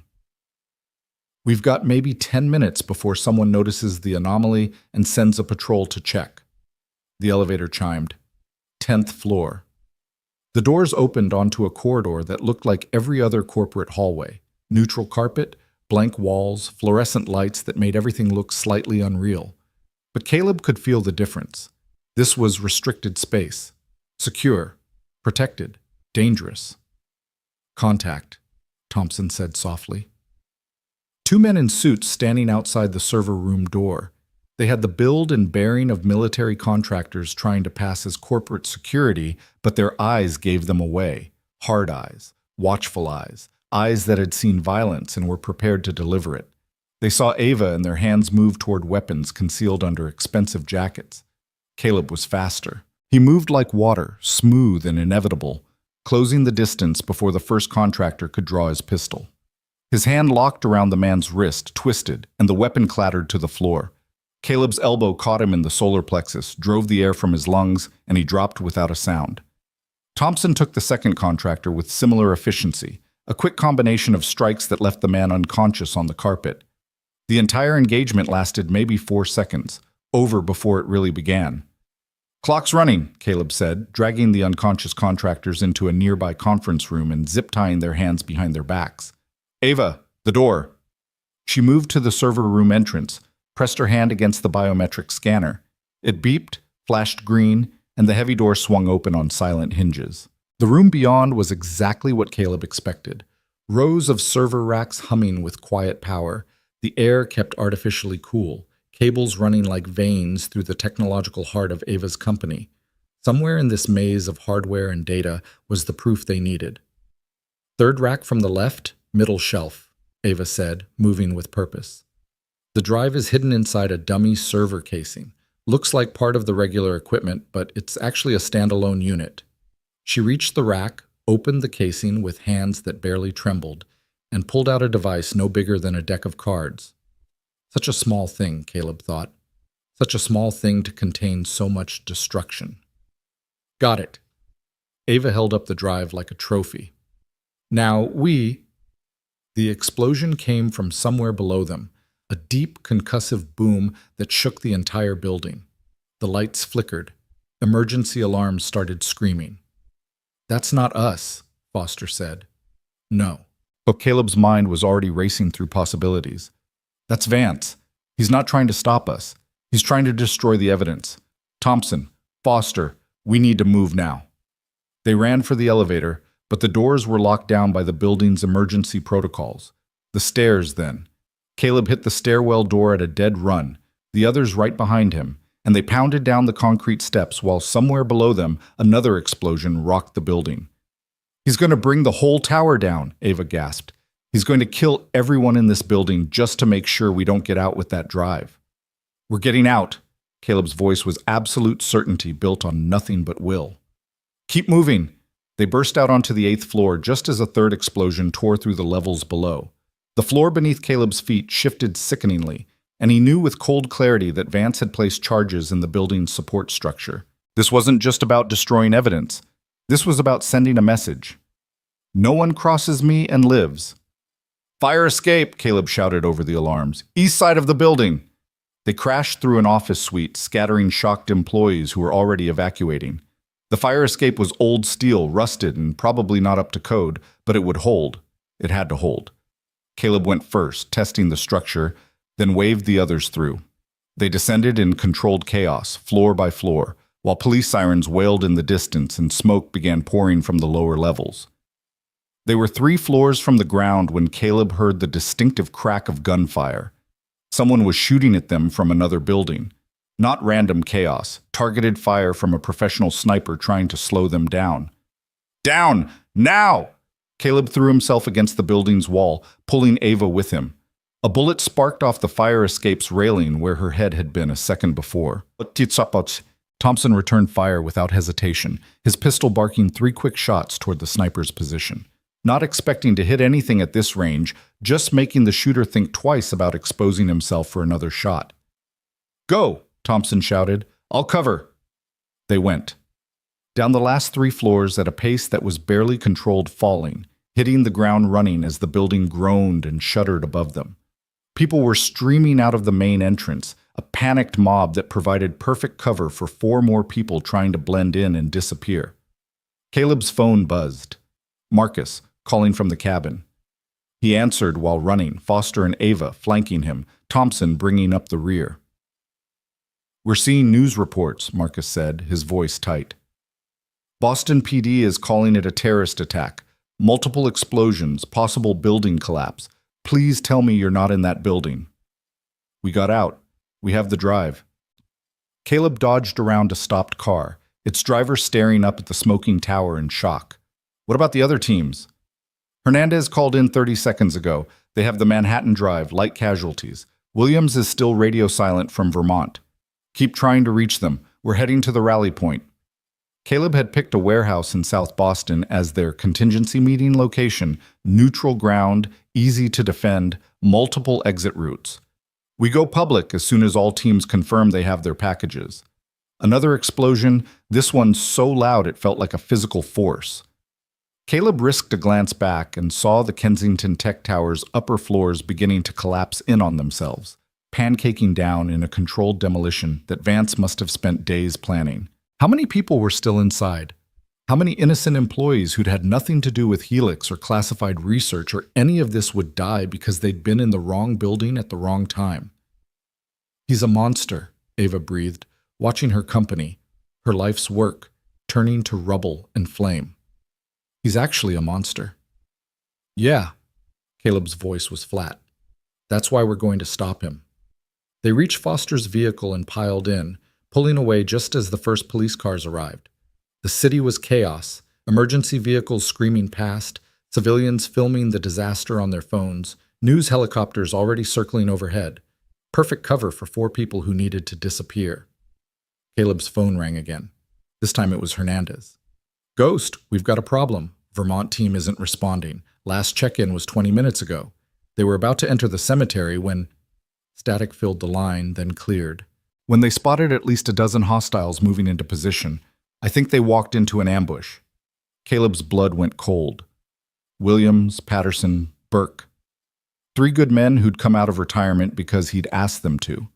3 men with families, with lives they'd built after leaving the violence behind. 3 men who might be dead because Caleb had underestimated how ruthless Vance would be. "We need to help them," Ava said, reading his expression. "We're 200 miles away." Thompson's voice was heavy. "Even if we left right now, we'd never get there in time." "Then we call it in. Get local PD involved." Foster was already pulling up maps on his phone, calculating routes and response times. "No." Caleb's mind was working through the tactical picture, seeing the trap for what it was. "That's what Vance wants. He wants us scattered, responding to crises, trying to save our people while he moves in for the kill. We stay focused. We get to the rally point, we secure the drives we have, and we go public. That's how we save Williams and the others, by making their sacrifice mean something." "Cold," Ava observed. "Necessary." Caleb's jaw was tight. "You think I want to leave them out there? They're my brothers. But if we break formation now, if we let Vance dictate our movements, we lose. And if we lose, everyone dies. Williams, Patterson, Burke, they knew the risks. They signed up anyway. Best way to honor that is to finish the mission." The warehouse appeared ahead, a squat brick building in an industrial area that had seen better decades. Foster pulled around back, out of sight from the street, and they exited the vehicle with weapons drawn. The warehouse was supposed to be empty, supposed to be safe. Instead, they found Hernandez, Chen, and Rodriguez surrounded by a dozen armed contractors, hands raised, weapons on the ground at their feet, and standing in the center of the warehouse, smiling like a man who'd just won a particularly satisfying game, was Colonel Rowan Vance himself. "Chief Petty Officer Mercer," Vance said, his voice rich with false warmth. "It's been a long time. I was wondering when you'd finally work up the courage to come after me." Caleb's world narrowed to a single point of focus, The man standing in the center of the warehouse looked exactly as he remembered from 6 years ago. Tall, distinguished, with silver hair and the kind of face that inspired confidence in boardrooms and congressional hearings. Colonel Rowan Vance wore an expensive suit instead of his uniform now, but the authority in his posture hadn't diminished. If anything, it had grown sharper, more certain, untempered by military oversight or constitutional constraints. "Don't move." Vance's voice remained conversational, almost friendly, but a dozen laser sights painted red dots across Caleb's chest. "I'd hate for this reunion to end prematurely." Caleb's hand hovered near his pistol, calculating angles and odds. Thompson and Foster had frozen beside him, reading the tactical situation with the same combat-honed instincts. 12 contractor tractors, all with clear fields of fire. Hernandez and his team disarmed and vulnerable, and Vance standing in the kill zone like a man who'd never doubted his own invincibility. "You always did have a flair for the dramatic," Caleb said, keeping his voice level. "Setting traps, staging ambushes. How long have you been planning this particular tableau?" "Since the moment Ms. Kensington here decided to develop a conscience." Vance's eyes slid to Ava, and his smile turned predatory. "Though I suppose I should call you by your real name. Do you remember it yet, Agent Petrov, or are the conditioning protocols still holding?" Ava went rigid beside Caleb. "My name is Ava Kensington." "Your name is whatever I programmed it to be." Vance took a step forward, hands clasped behind his back like a professor delivering a lecture. "You were Sophia Petrov once, a brilliant young operative who got too close to secrets that weren't meant for her. We extracted you, rebuilt you, and pointed you at exactly the project we needed completed. You played your role perfectly, until you didn't." "You made me build a weapon!" Ava's voice shook with rage. "You turned me into a tool to destroy the very freedoms I once fought to protect." "I turned you into something useful. There's a difference." Vance's tone suggested he genuinely believed this, that in his mind he'd done her a favor. "The world is changing, Agent Petrov. Democracy is a beautiful idea, but it's also slow and chaotic and vulnerable. What we needed was order, control, the ability to identify and eliminate threats before they could metastasize. Helix was the answer." "Helix is a murder machine," Caleb cut in, "a system designed to kill American citizens based on algorithmic predictions. That's not order, that's tyranny. That's evolution." Vance's expression didn't change. "And you, Chief Mercer, are standing in its way. You've been a problem for 6 years, a loose end I should have tied up in Afghanistan. But I thought time and grief would keep you quiet. Thought you'd be content playing at being normal, raising your daughter, fixing cars." His smile was a knife. "I underestimated your capacity for vengeance. You murdered my wife." The words came out flat, emotionless, but Caleb could feel the old rage burning beneath his skin like acid. "You sent us into that convoy knowing it was compromised, knowing we'd be hit. 4 civilians and 3 operators died because you needed to protect a weapons contract. I made a difficult choice." Vance's voice remained steady, untroubled by guilt or doubt. "Those contractors' lives against a $500 million deal that would fund operations saving hundreds of American soldiers. The math was simple." "The math!" Caleb repeated the words like they tasted rotten. "My wife was pregnant. Did your math account for that?" The warehouse went silent. Even the contractors shifted uncomfortably, suddenly looking anywhere but at Caleb's face. Vance's expression finally flickered, not with shame, but with mild irritation at an unexpected variable. "I didn't know that." "She didn't either. Not until 2 days before the mission. She was going to tell me when we got back stateside." Caleb's voice had gone very quiet, very dangerous. "So when your contact-initiated explosive tore through our convoy, you didn't just kill Jessica. You killed our son." Ava made a soft sound of horror. Hernandez, still standing with his hands raised, closed his eyes. "I'm sorry for your loss," Vance said, and incredibly, he sounded sincere. "But it doesn't change the calculus. Your family's tragedy was unfortunate, but the work continues. It has to continue." "Not anymore." Caleb's hand moved toward his weapon, slow and deliberate. "I'm taking you down, Vance, today, right now, and nothing you say is going to change that." "I'm aware." Vance gestured casually, and the contractor's weapons tracked to follow Caleb's movement, which is why I've taken precautions. You have something I need. 3 encrypted drives containing data you think will destroy me. What you don't know is that I have something you need. He nodded to one of the contractors, who pressed a button on his phone. A screen descended from the warehouse ceiling, flickering to life with a video feed. Riley. She sat in what looked like a concrete room, still clutching her stuffed rabbit, her eyes wide and frightened but dry. No tears. His brave girl refusing to cry even though she had to be terrified. Caleb's entire world inverted. You son of a... She's unharmed. Vance spoke over him, calm and absolute. Fed, watered, comfortable. My people intercepted the plane before it reached Montana. Your friend Sarah put up quite a fight, but ultimately she's just one woman against a professional extraction team. Your daughter is safe, Chief Mercer. She stays safe as long as you give me those drives.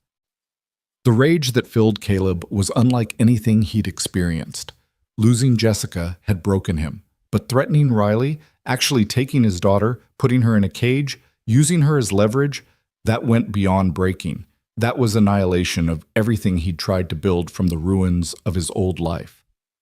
If you hurt her, Caleb's voice was barely human. I won't. You have my word. Vance's expression was almost sympathetic. I'm not a monster, despite what you think. Children are off limits, always have been, but I need those drives, and you need your daughter, so we make a trade. Simple as that. You think I believe anything you say? Caleb took a step forward, and a dozen weapons trained on him with lethal precision. You think I trust the man who killed my wife and unborn child to keep his word about my daughter? You don't have a choice. Vance's voice hardened. You can refuse, you can fight, you can die here in this warehouse. But if those drives aren't in my possession within the hour, your daughter disappears into a system so deep and black that you'll never find her. She'll grow up in foster care under a different name, never knowing what happened to her father, never understanding why he abandoned her. Is that really what Jessica would have wanted? The invocation of his dead wife's name from this man's mouth nearly sent Caleb over the edge into violence that would get everyone killed. But through the red haze of rage, cold tactical thinking reasserted itself. Vance wasn't bluffing. He had Riley. He had the advantage, and dying here in a futile firefight wouldn't save his daughter. How do I know she's really alive? Caleb forced the words through clenched teeth.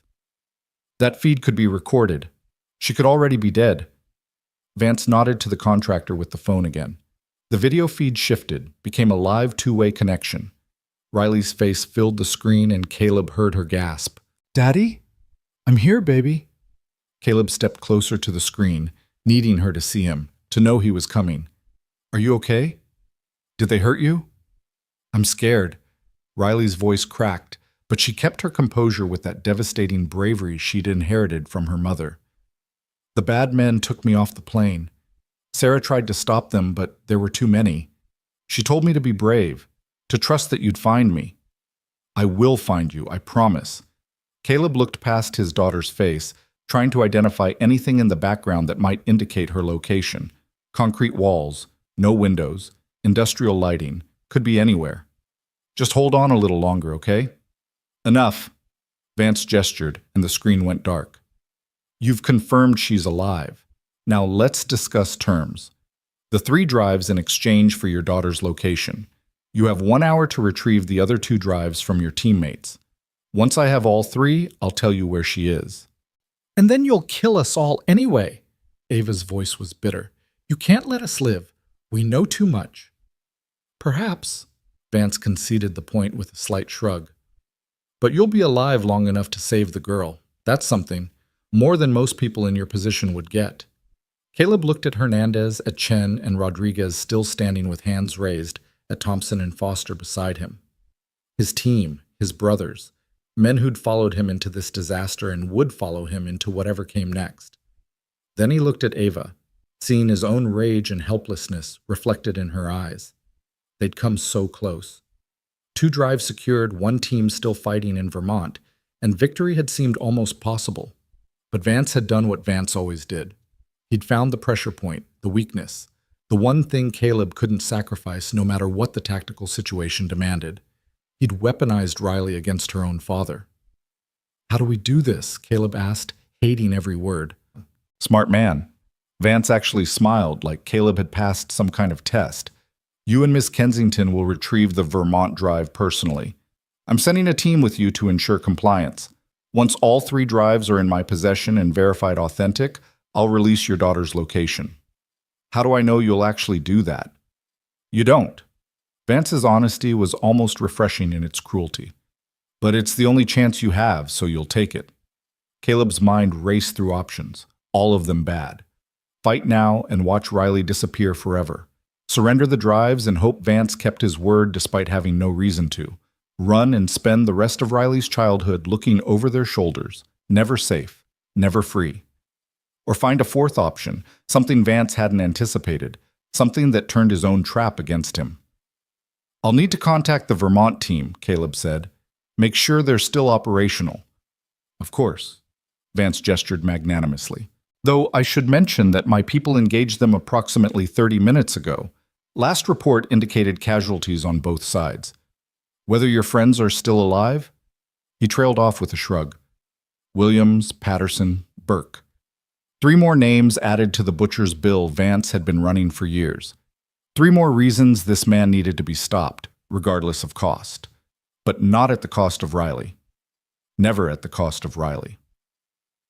Let me talk to my team, Caleb said. Figure out our logistics. You've got me, Vance. You've got all of us. Just give me 10 minutes to coordinate. Vance considered this, then nodded. 10 minutes. But my people stay close. And Chief Mercer?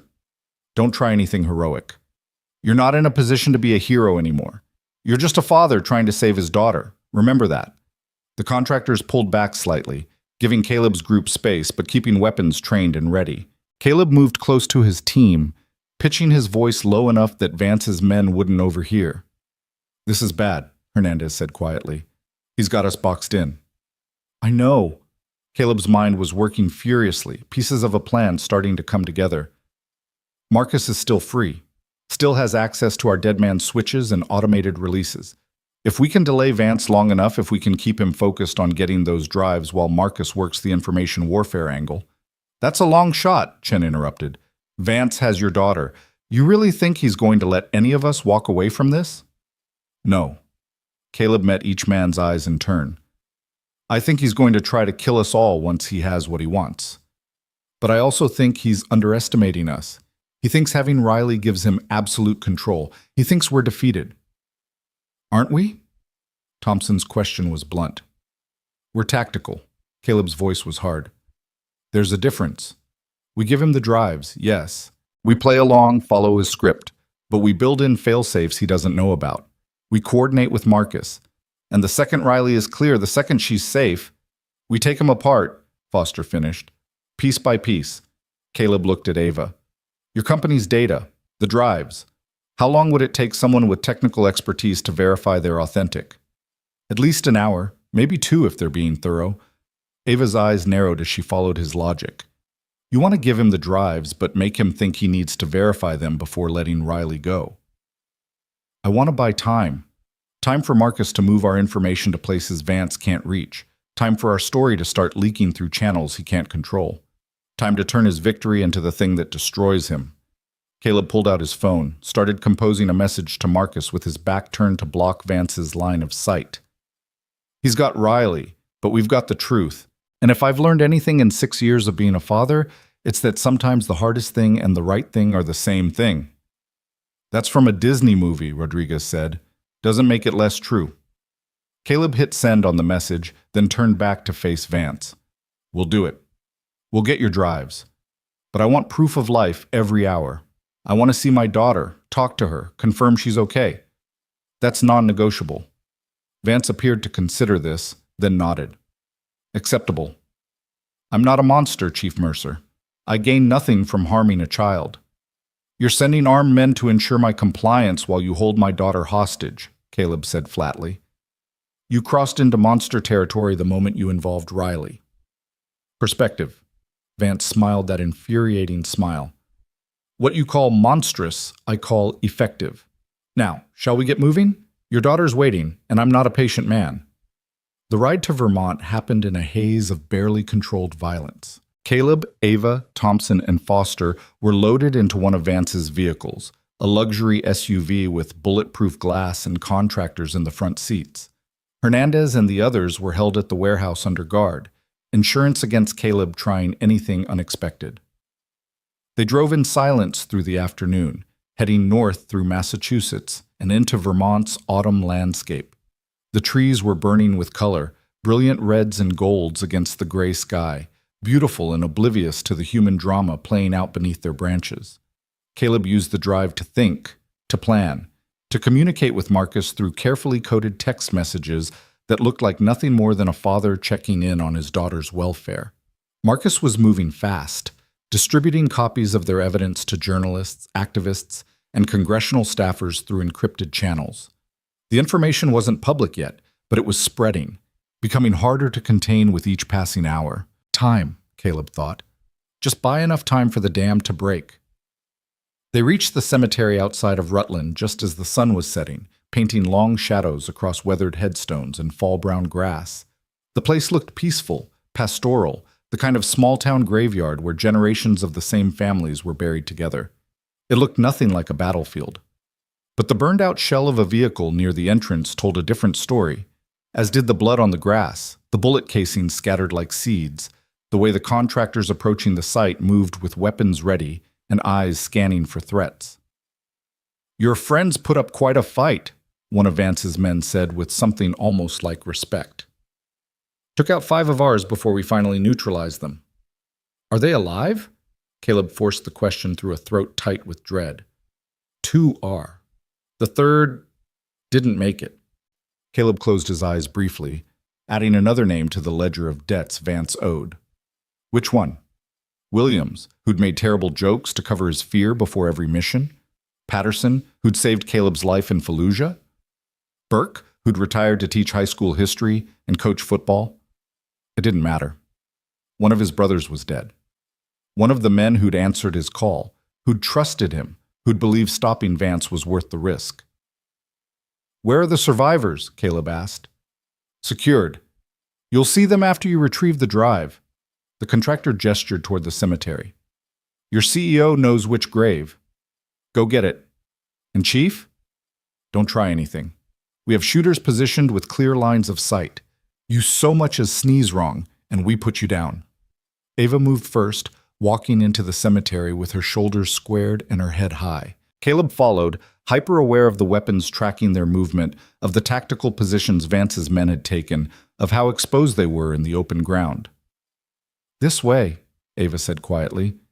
She led him through rows of markers until they reached a simple granite headstone that read, "Margaret Kensington, 1945 to 2018, beloved mother."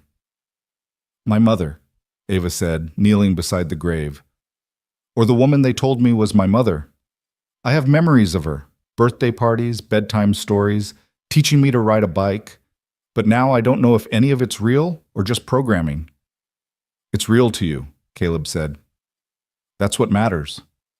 Ava pulled a trowel from her jacket pocket and began digging beside the headstone. The earth came away easily, recently disturbed, and within minutes she'd uncovered a waterproof container. Inside was the second drive, sealed and protected. "Got it," she said, holding it up for the contractors to see. "Good." The lead contractor stepped forward. "Now we—" The shot came from somewhere in the tree line, a sharp crack followed by the wet sound of a bullet finding flesh. The contractor dropped. A hole punched through his throat, blood spraying across the grass. Then all hell broke loose. Gunfire erupted from multiple directions. The contractors scattered, trying to find cover among the headstones. Caleb grabbed Ava and pulled her down behind a large marble monument as bullets chipped stone and tore through the air where they'd been standing. "What's happening?" Ava gasped. "Someone's attacking Vance's people." Caleb drew his pistol, trying to track the shooters through the chaos. "I don't know who, but right now, they're on our side." The firefight lasted maybe 90 seconds. Intense, brutal, and one-sided. Vance's contractors were professionals, but they'd been caught off guard, positioned for guarding prisoners rather than defending against assault. The attackers, whoever they were, had the advantage of surprise and superior positions. When the shooting stopped, 6 of Vance's men lay dead or dying. The survivors had their hands raised, surrendering to figures emerging from the tree line. Military figures in tactical gear, but not Vance's people. The insignia on their vests identified them as FBI Hostage Rescue Team, and leading them was a woman Caleb recognized from classified briefings years ago, Special Agent Sarah Chen, Counterterrorism Division. "Chief Petty Officer Mercer," she said, approaching with her weapon lowered but ready. "We've been trying to find you for 6 hours." "The FBI?" Caleb struggled to process this unexpected development. "How did you—" "Your friend Marcus." Chen gestured, and Marcus himself emerged from the tree line, looking grim but triumphant.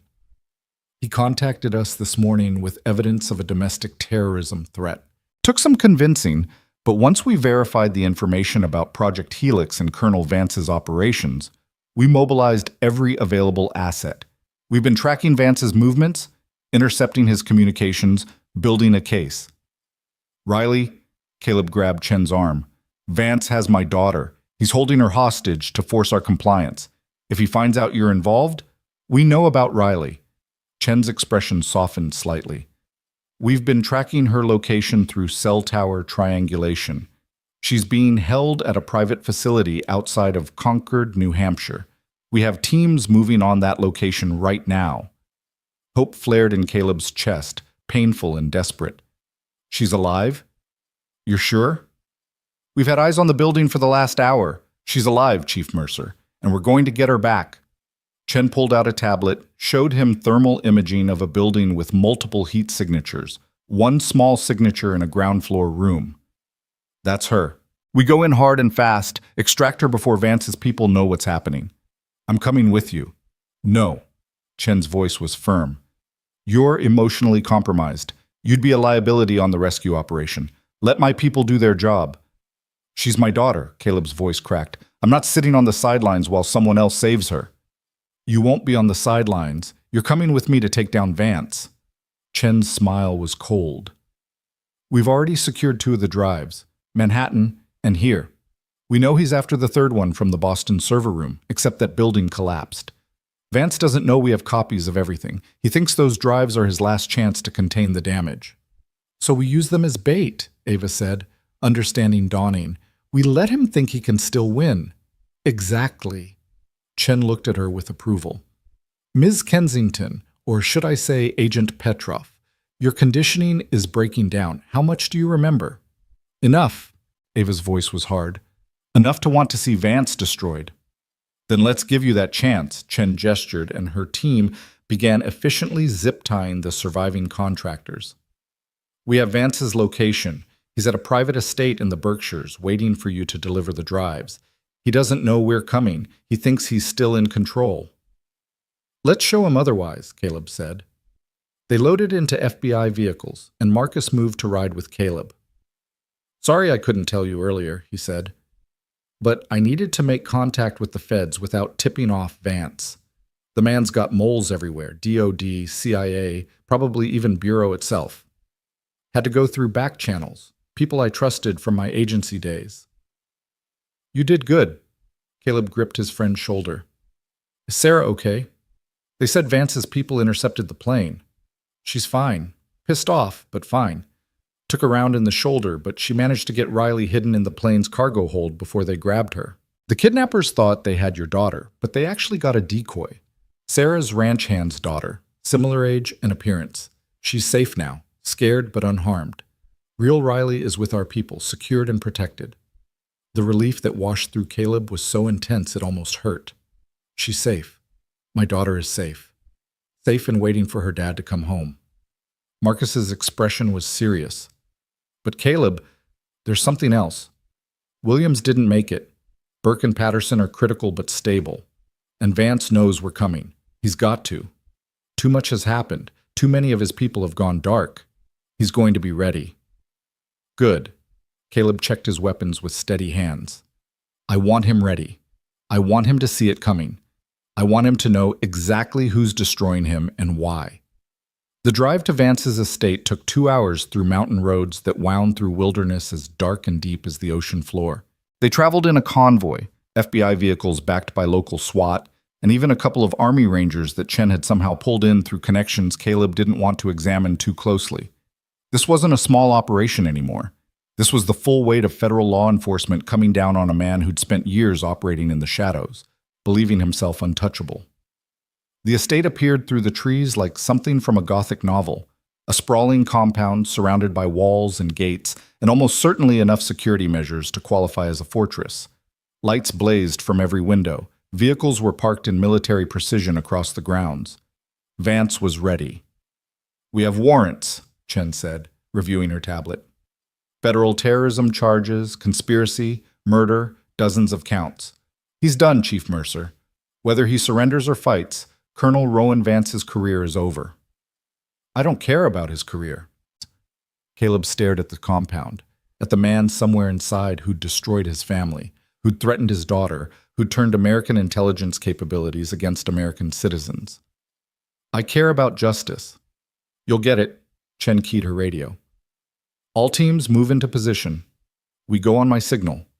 Rules of engagement are clear. We take him alive if possible. But if he or his people present an imminent threat, you are authorized to use lethal force." The teams spread out, surrounding the compound from multiple angles. Snipers took positions on high ground. Breaching teams prepared at the gates. Everything was military precision, overwhelming force, the kind of operation that didn't leave room for escape. And then, before Chen could give the signal, the gates opened. Vance emerged alone, hands raised, walking slowly toward the FBI line. He wore the same expensive suit, still looked like a man attending a business meeting rather than his own arrest. His expression was calm, almost amused. "Special Agent Chen," he called out. "I was wondering when you'd arrive. Shall we handle this like professionals?" "Colonel Vance, you're under arrest," Chen's voice carried across the distance. "Multiple federal charges, including domestic terrorism, conspiracy to commit murder, and violations of constitutional rights. You will come peacefully. Yes, I know the script." Vance stopped 20 feet from the FBI line, close enough to talk, far enough to avoid immediate apprehension. "But perhaps we can make a deal. I have information, names, operations, classified programs that would make even your superiors uncomfortable. Surely that's worth something." "Information in exchange for leniency?" Chen's laugh was harsh. "You really think that's on the table?" "I think everyone has secrets, Agent Chen, even you, even the FBI. I've spent 20 years accumulating leverage. You arrest me, you prosecute me, and all of that leverage goes public. Every dirty operation, every compromised official, every black budget program that violates international law. Is the Bureau really prepared for that level of exposure?" "Yes." The answer came not from Chen, but from Caleb, who stepped forward past the FBI line. "Because the alternative is letting you keep operating, keep killing, keep using people as tools, and throwing them away when they're no longer useful. That ends today, Vance, one way or another." Vance's eyes found Caleb, and something flickered in them. Not fear, but acknowledgement. "Chief Mercer, I suppose I should have expected you wouldn't hide behind the federal agents. You always were more comfortable with direct action. You murdered my wife. You threatened my daughter. You turned one of the best operators I ever worked with into a weapon aimed at her own country." Caleb's voice was steady, cold as winter. "This isn't about direct action. This is about making sure you never hurt anyone else again." Noble sentiment, but ultimately empty. Vance spread his hands. "I'll be arrested, yes, charged with various crimes. But I have resources, Chief Mercer. Lawyers who can tie up courts for years. Political allies who owe me favors. Intelligence we've gathered on judges and prosecutors. At worst, I'll serve a few comfortable years in a minimum security facility and emerge with my reputation intact and my network still functioning." "Not this time." Ava stepped forward to stand beside Caleb. "Because I remember now.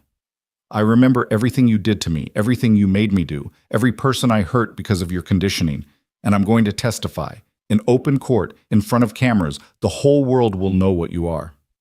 "Testimony from a mentally compromised asset with documented psychological conditioning?" Vance shook his head. "Any competent lawyer will destroy your credibility in minutes. Then we'll bury you with evidence instead of testimony." Chen gestured, and one of her agents brought forward a laptop. In the last 6 hours, we've received data dumps from multiple sources. The Helix Project files, financial records showing illegal payments to government officials, communications proving you ordered the deaths of American citizens, video footage of your facilities where you conduct illegal interrogations, and psychological experimentation. Would you like me to continue? For the first time, Vance's composure cracked slightly. That information is classified, multiple security levels. There's no way you could have accessed. Marcus isn't the only one who kept backups, Ava said quietly. I suspected you'd try to eliminate me eventually, so I built redundancies you didn't know about. Digital breadcrumbs hidden across multiple servers, timed releases, deadman switches within deadman switches. You taught me to be paranoid, Colonel. I learned that lesson well. Vance's jaw tightened. He looked at the agents surrounding him, at the compound walls he'd built to keep him safe, now transforming into a cage, at the career and life he'd constructed on lies and violence collapsing in real time. I gave my life to protecting this country, he said, and for the first time he sounded almost human, almost vulnerable. Everything I did, every compromise I made, it was for national security, for keeping Americans safe. You keep using that word, Caleb said. Safe. Like it justifies anything, like it erases the bodies. But my wife wasn't safer because you sent her into an ambush. Ava wasn't safer because you erased her identity. Riley wasn't safer because you tried to kidnap her. You didn't make anyone safe, Vance. You just made yourself powerful. Power is safety. Vance's voice hardened again, the momentary vulnerability vanishing. In this world, only the powerful survive. I thought you of all people would understand that, Chief Mercer. You've killed how many people in service to your country? How is what you did in Fallujah or Kandahar different from what I ordered in Afghanistan? I followed legal orders to defend against actual threats. Caleb's hands clenched into fists. You murdered civilians to protect profit margins. There's a difference. Is there? Vance smiled, that infuriating smile that suggested he knew secrets no one else understood. We both followed orders, Chief. We both killed when we were told to kill. The only difference is you feel guilty about it and I don't. That makes me practical, not evil. It makes you a sociopath, Chen interjected. And this conversation is over. Colonel Rowan Vance, you are under arrest. Officers, take him into custody. FBI agents moved forward, and for a moment Caleb thought Vance would actually surrender peacefully. But then the colonel's expression shifted, became something cold and final. I don't think so, Vance said quietly. He pulled a device from his pocket, small, innocuous, probably a phone or radio. But the way every agent suddenly tensed suggested they recognized it for what it was, a detonator. This compound is wired with enough C4 to level everything in a quarter-mile radius, Vance announced calmly. I press this button, and we all go together. A fitting end, don't you think? If I can't have my freedom, at least I can deny you your victory. You'd kill yourself? Chen's voice was tight. That's not the profile. You're too arrogant, too convinced of your own importance. Perhaps. Or perhaps I've simply accepted that some battles can't be won. Vance's thumb hovered over the trigger. So here's what's going to happen. Your people are going to stand down. You're going to let me walk away. And if I see any attempt at pursuit, if I detect even a hint that you're trying to track me, I detonate. Am I clear? The standoff crystallized into a moment of perfect tension. Dozens of weapons trained on a man holding a button that could kill them all. No good options. No clean solutions. Just the kind of impossible choice that defined the world Vance had created. Caleb's mind worked through the tactical picture with the cold precision of someone who'd spent years making impossible decisions under fire. Vance stood 20 feet away with his thumb on a detonator connected to enough explosives to turn this entire mountainside into a crater. The FBI agents were frozen in position, weapons trained but useless against a man willing to take everyone with him. And somewhere in the darkness behind them, Riley was waiting for a father who might be about to die, keeping a promise he should never have made. You won't do it, Caleb said, taking a step forward despite Chen's hissed warning. You're too much of a narcissist. Men like you don't write endings where they lose. You always have an exit strategy. Perhaps. Vance's smile remained fixed, but something flickered in his eyes. Calculation. Assessment. Or perhaps I've simply accepted that legacy is worth more than survival. If I can't continue my work, at least I can make sure the people who destroyed it pay the price. Your work? Ava's laugh was bitter. She moved to stand beside Caleb, presenting a united front. You mean turning American citizens into targets? Building kill lists based on algorithm predictions? That's not work, Vance. That's tyranny dressed up in patriotic language. It's evolution. Vance's voice rose slightly, the first crack in his controlled facade. Democracy is dying, Agent Petrov. Drowned in social media and partisan tribalism and foreign interference. What I built, what Helix represented, was a way to save it, to identify threats before they could metastasize, to protect the Republic even if that meant making hard choices. By murdering people who hadn't committed crimes yet. Caleb took another step, closing the distance. By deciding who deserved to live based on what they might do. That's not protecting the Republic. That's becoming the very thing we swore to fight against. Spoken like someone who's never had to make strategic decisions. Vance's composure was returning, his voice steadying. You were always a good operator, Chief Mercer. Excellent in the field. But you never understood the bigger picture. Sometimes innocent people die. Sometimes compromises must be made. That's the price of safety. My wife was the price. Caleb's voice had gone very quiet, very dangerous. My unborn son was the price. How many others paid prices they never agreed to for safety, they never received? Fewer than would have died otherwise. Vance actually seemed to believe this, his expression earnest. That convoy in Afghanistan.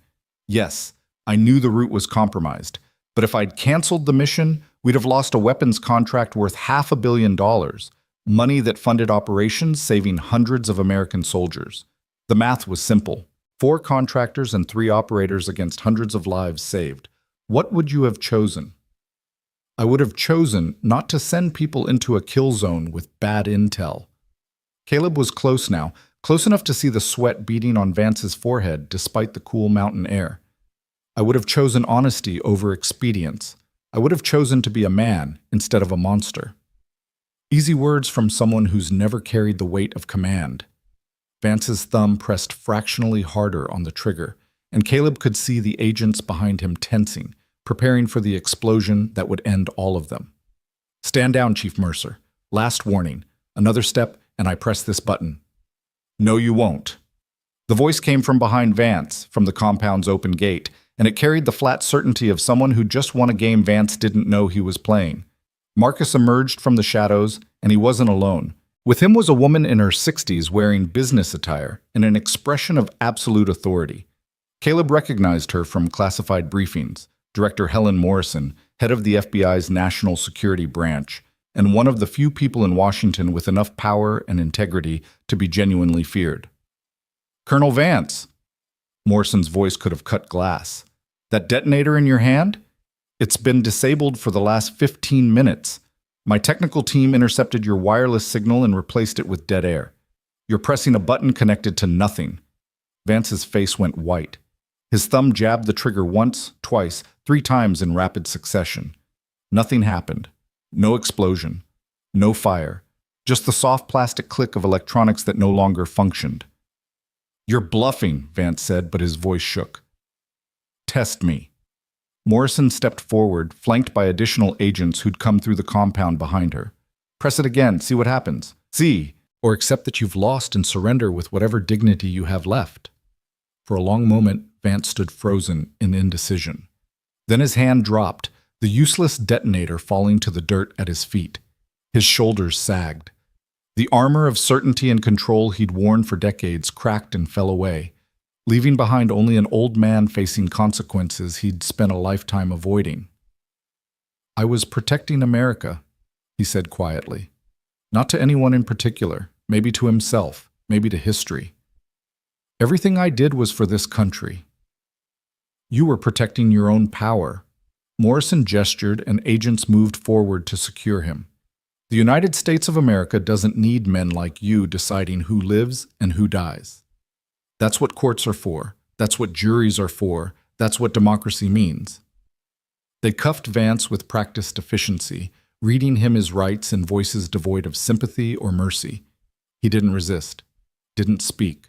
just stood there as his empire collapsed around him, as the life he'd built on secrets and violence finally came due. Caleb watched it happen and felt nothing. No triumph, no satisfaction, just a hollow exhaustion that settled into his bones like winter cold.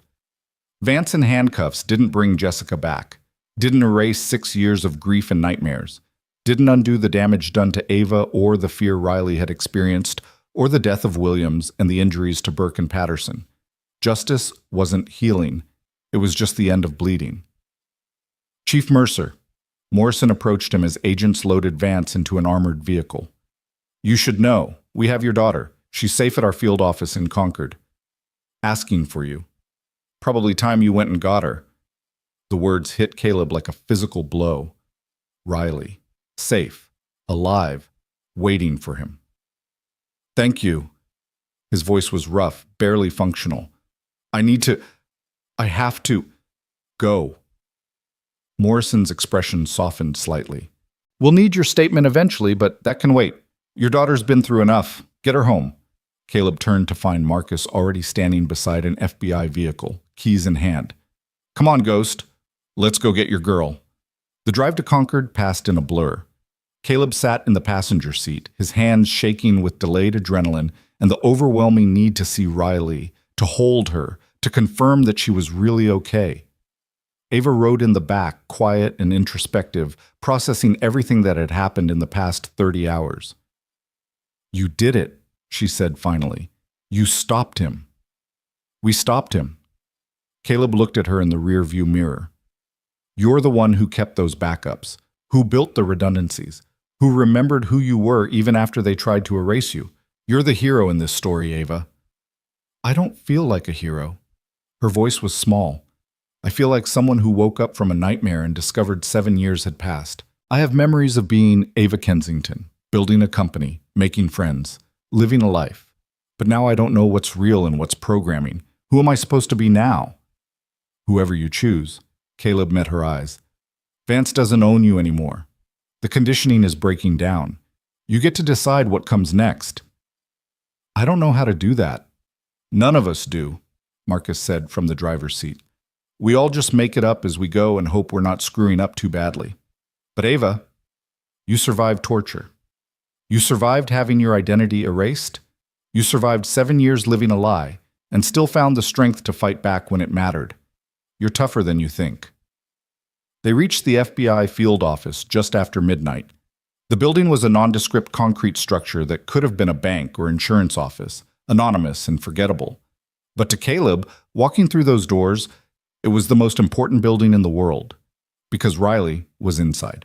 An agent led them through security checkpoints and down fluorescent-lit corridors that all looked identical until they reached a conference room where a small figure sat at a table too large for her, still clutching her stuffed rabbit, her eyes red from crying but dry now. Daddy! Riley launched herself across the room, and Caleb caught her mid-flight, pulling her against his chest and holding on like she was the only solid thing in a world gone liquid. She wrapped her arms around his neck with desperate strength, her face buried against his shoulder, and he could feel her trembling. I've got you, he whispered into her hair. I'm here. You're safe. I've got you, baby. I was so scared.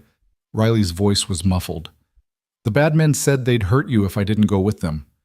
They said you'd be okay if I just stayed quiet and did what they said. They lied. Caleb pulled back enough to see her face, to brush tears from her cheeks with his thumbs. But you were so brave. Just like Mom. You stayed strong, and now it's over. The bad men can't hurt us anymore. Promise? I promise. For real this time. And this promise, Caleb knew, was one he could actually keep. Riley finally noticed Ava standing in the doorway, watching them with an expression of profound longing, mixed with something that might have been grief for the childhood she couldn't remember, for the normal life that had been stolen from her. You saved my dad, Riley said, wiping her nose on her sleeve. Marcus told me. He said you helped stop the really bad man. Your dad saved me first. Ava's voice was gentle. Twice, actually. I'm just returning the favor. Are you going to stay with us? After everything's fixed? The question hung in the air, innocent and complicated all at once. Caleb looked at Ava, seeing the uncertainty in her eyes, the fear of hoping for something that might be taken away. If she wants to, Caleb said carefully.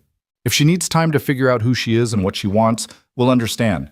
But Ava, for what it's worth, you're family now. You fought beside us, bled for us. That counts for something. It counts for everything, Ava said quietly.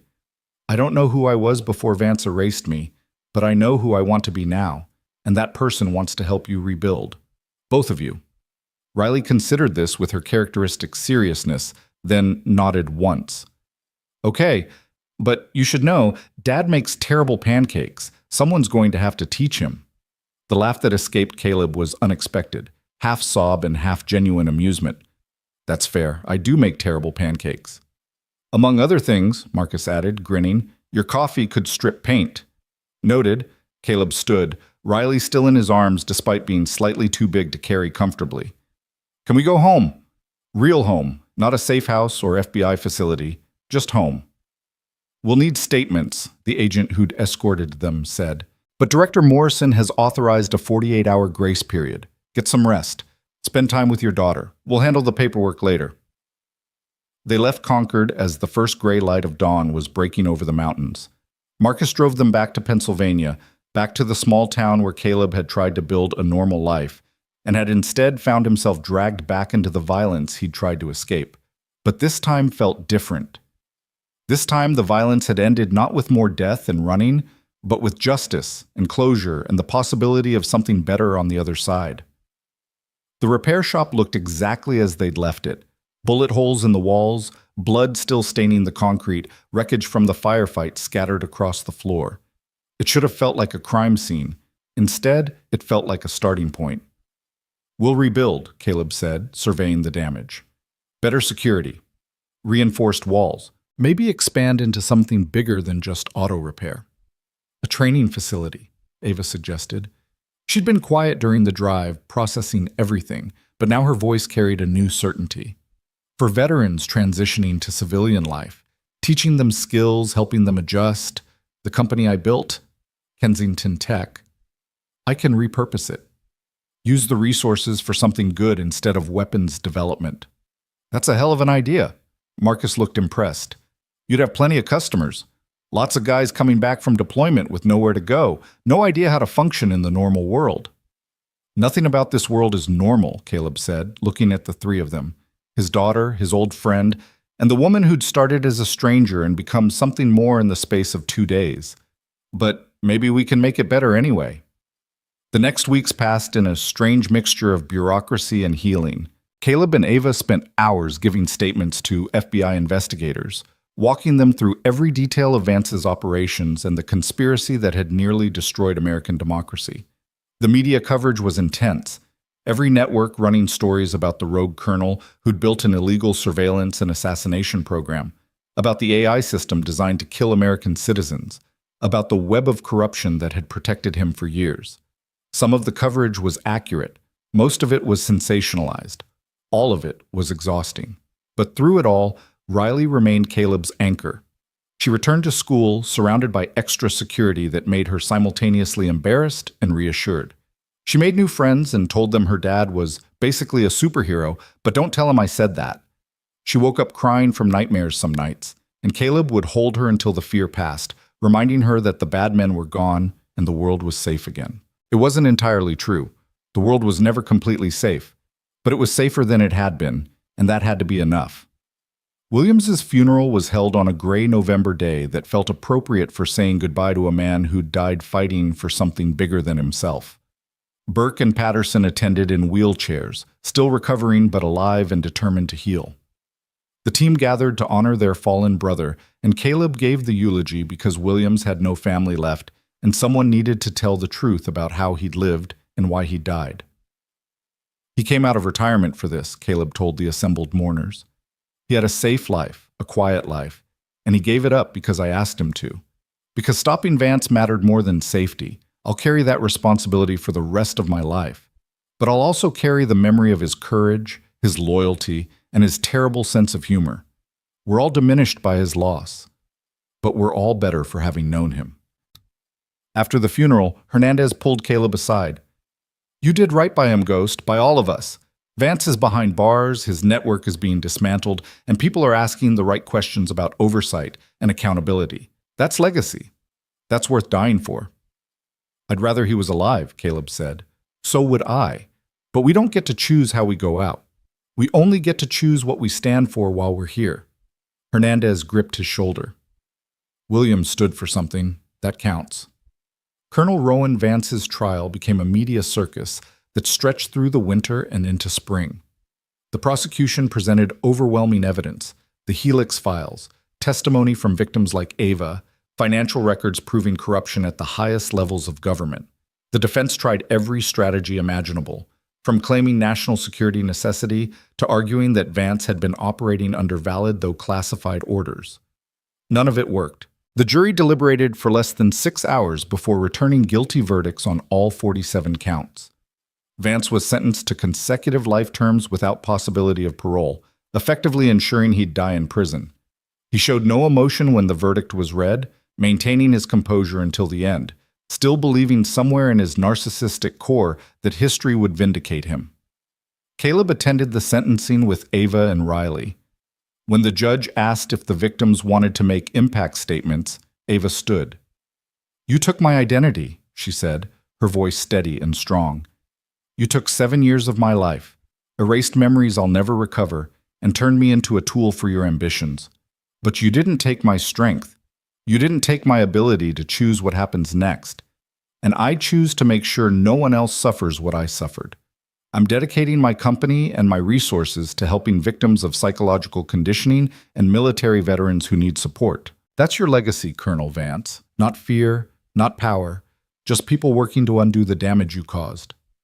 Vance looked at her for a long moment, and Caleb thought he saw something flicker in those cold eyes.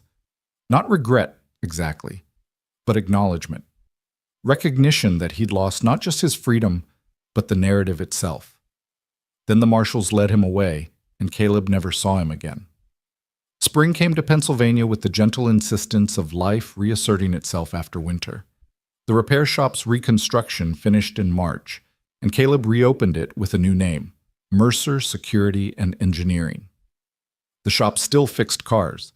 That would always be part of who he was. But now it also offered self-defense training, security consulting, and job placement assistance for veterans transitioning to civilian work. Ava relocated Kensington Tech's headquarters to a building just 3 blocks away. She'd restructured the entire company, pivoting away from military contracts and toward humanitarian technology, disaster response systems, medical AI that helped doctors in underserved areas, educational programs for kids in failing school districts. The work was slower and less profitable than weapons development, but it let her sleep at night. She and Caleb started dating in April, taking things slow because they were both carrying trauma, and Riley needed stability. But there was something there, something that had been forged in fire and violence and had somehow transmuted into something gentler, something like hope.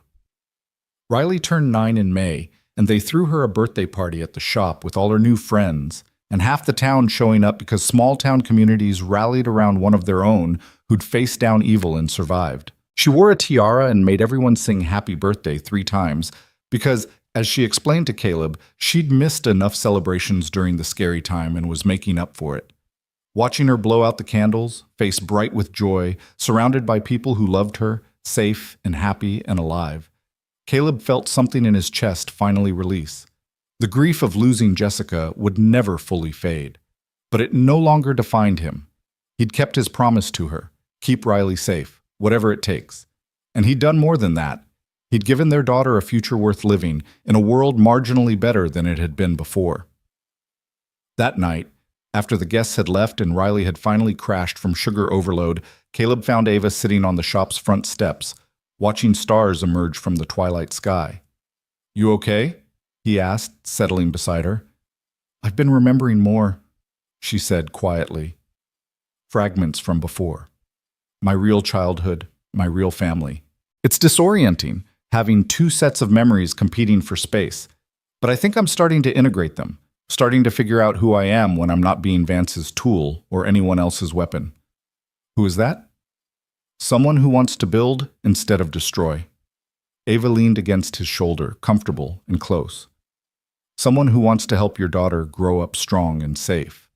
Someone who wants to see if this thing between us can be something real and lasting. It already is real, Caleb said. Everything else is just details.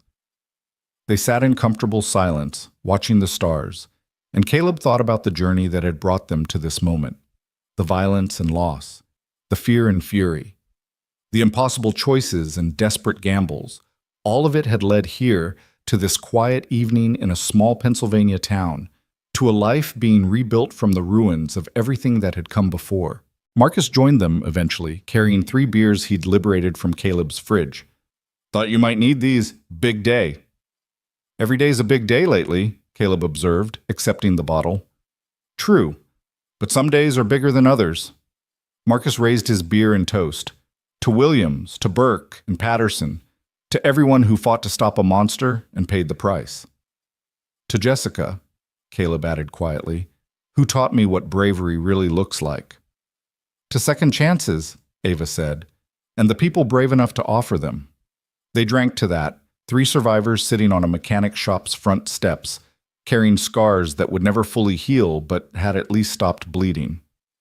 The night deepened around them, cool and clear, full of possibilities they were just beginning to imagine. Inside, Riley slept peacefully for the first time in months, no nightmares chasing her through her dreams. On her bedside table sat 3 dog tags strung on a silver chain, a birthday gift from Ava that Caleb had helped design. The first tag read, Caleb Mercer, Father and Protector. The second, Ava Kensington, Warrior and Innovator. And the third, in Riley's own careful handwriting, Riley Mercer, Future World Changer.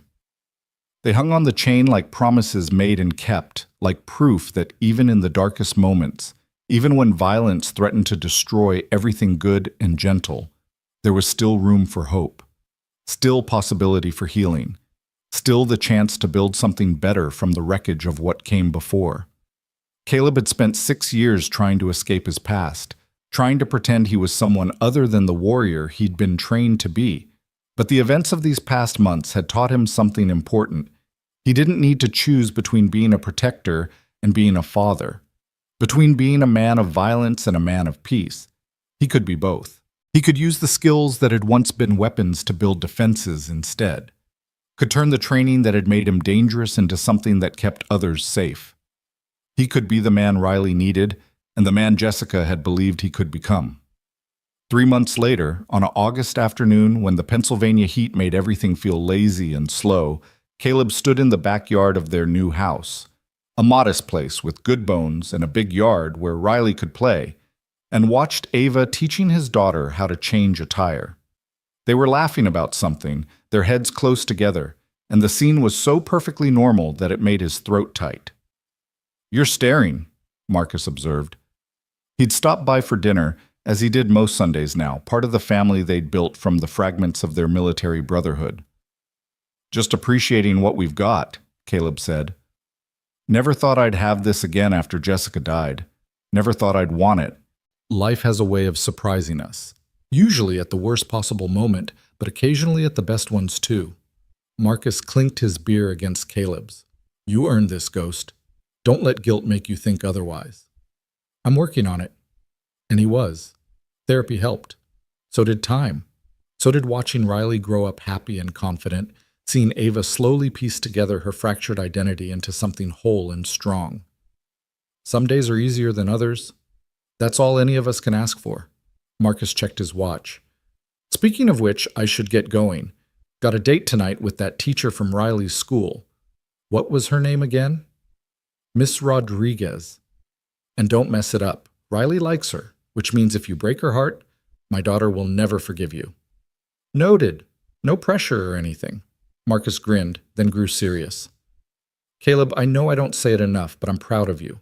What you built here, what you survived, what you're creating for Riley. It's good work." "We built it," Caleb corrected. "All of us together. I couldn't have done any of it alone." After Marcus left, Caleb joined Ava and Riley in the yard. His daughter had grease on her nose and a triumphant expression. "I did it," Riley announced. "Changed the whole tire by myself. Well, Ava helped a little, but mostly me." "I'm impressed." Caleb examined her work, finding it actually competent despite her age. Where'd you learn to be so handy? From you, dummy. Riley rolled her eyes with the casual sass of 9-year-olds everywhere. I've been watching you fix things my whole life. Someone's got to carry on the family business when you're old. I'm not that old, Caleb protested, but he was smiling.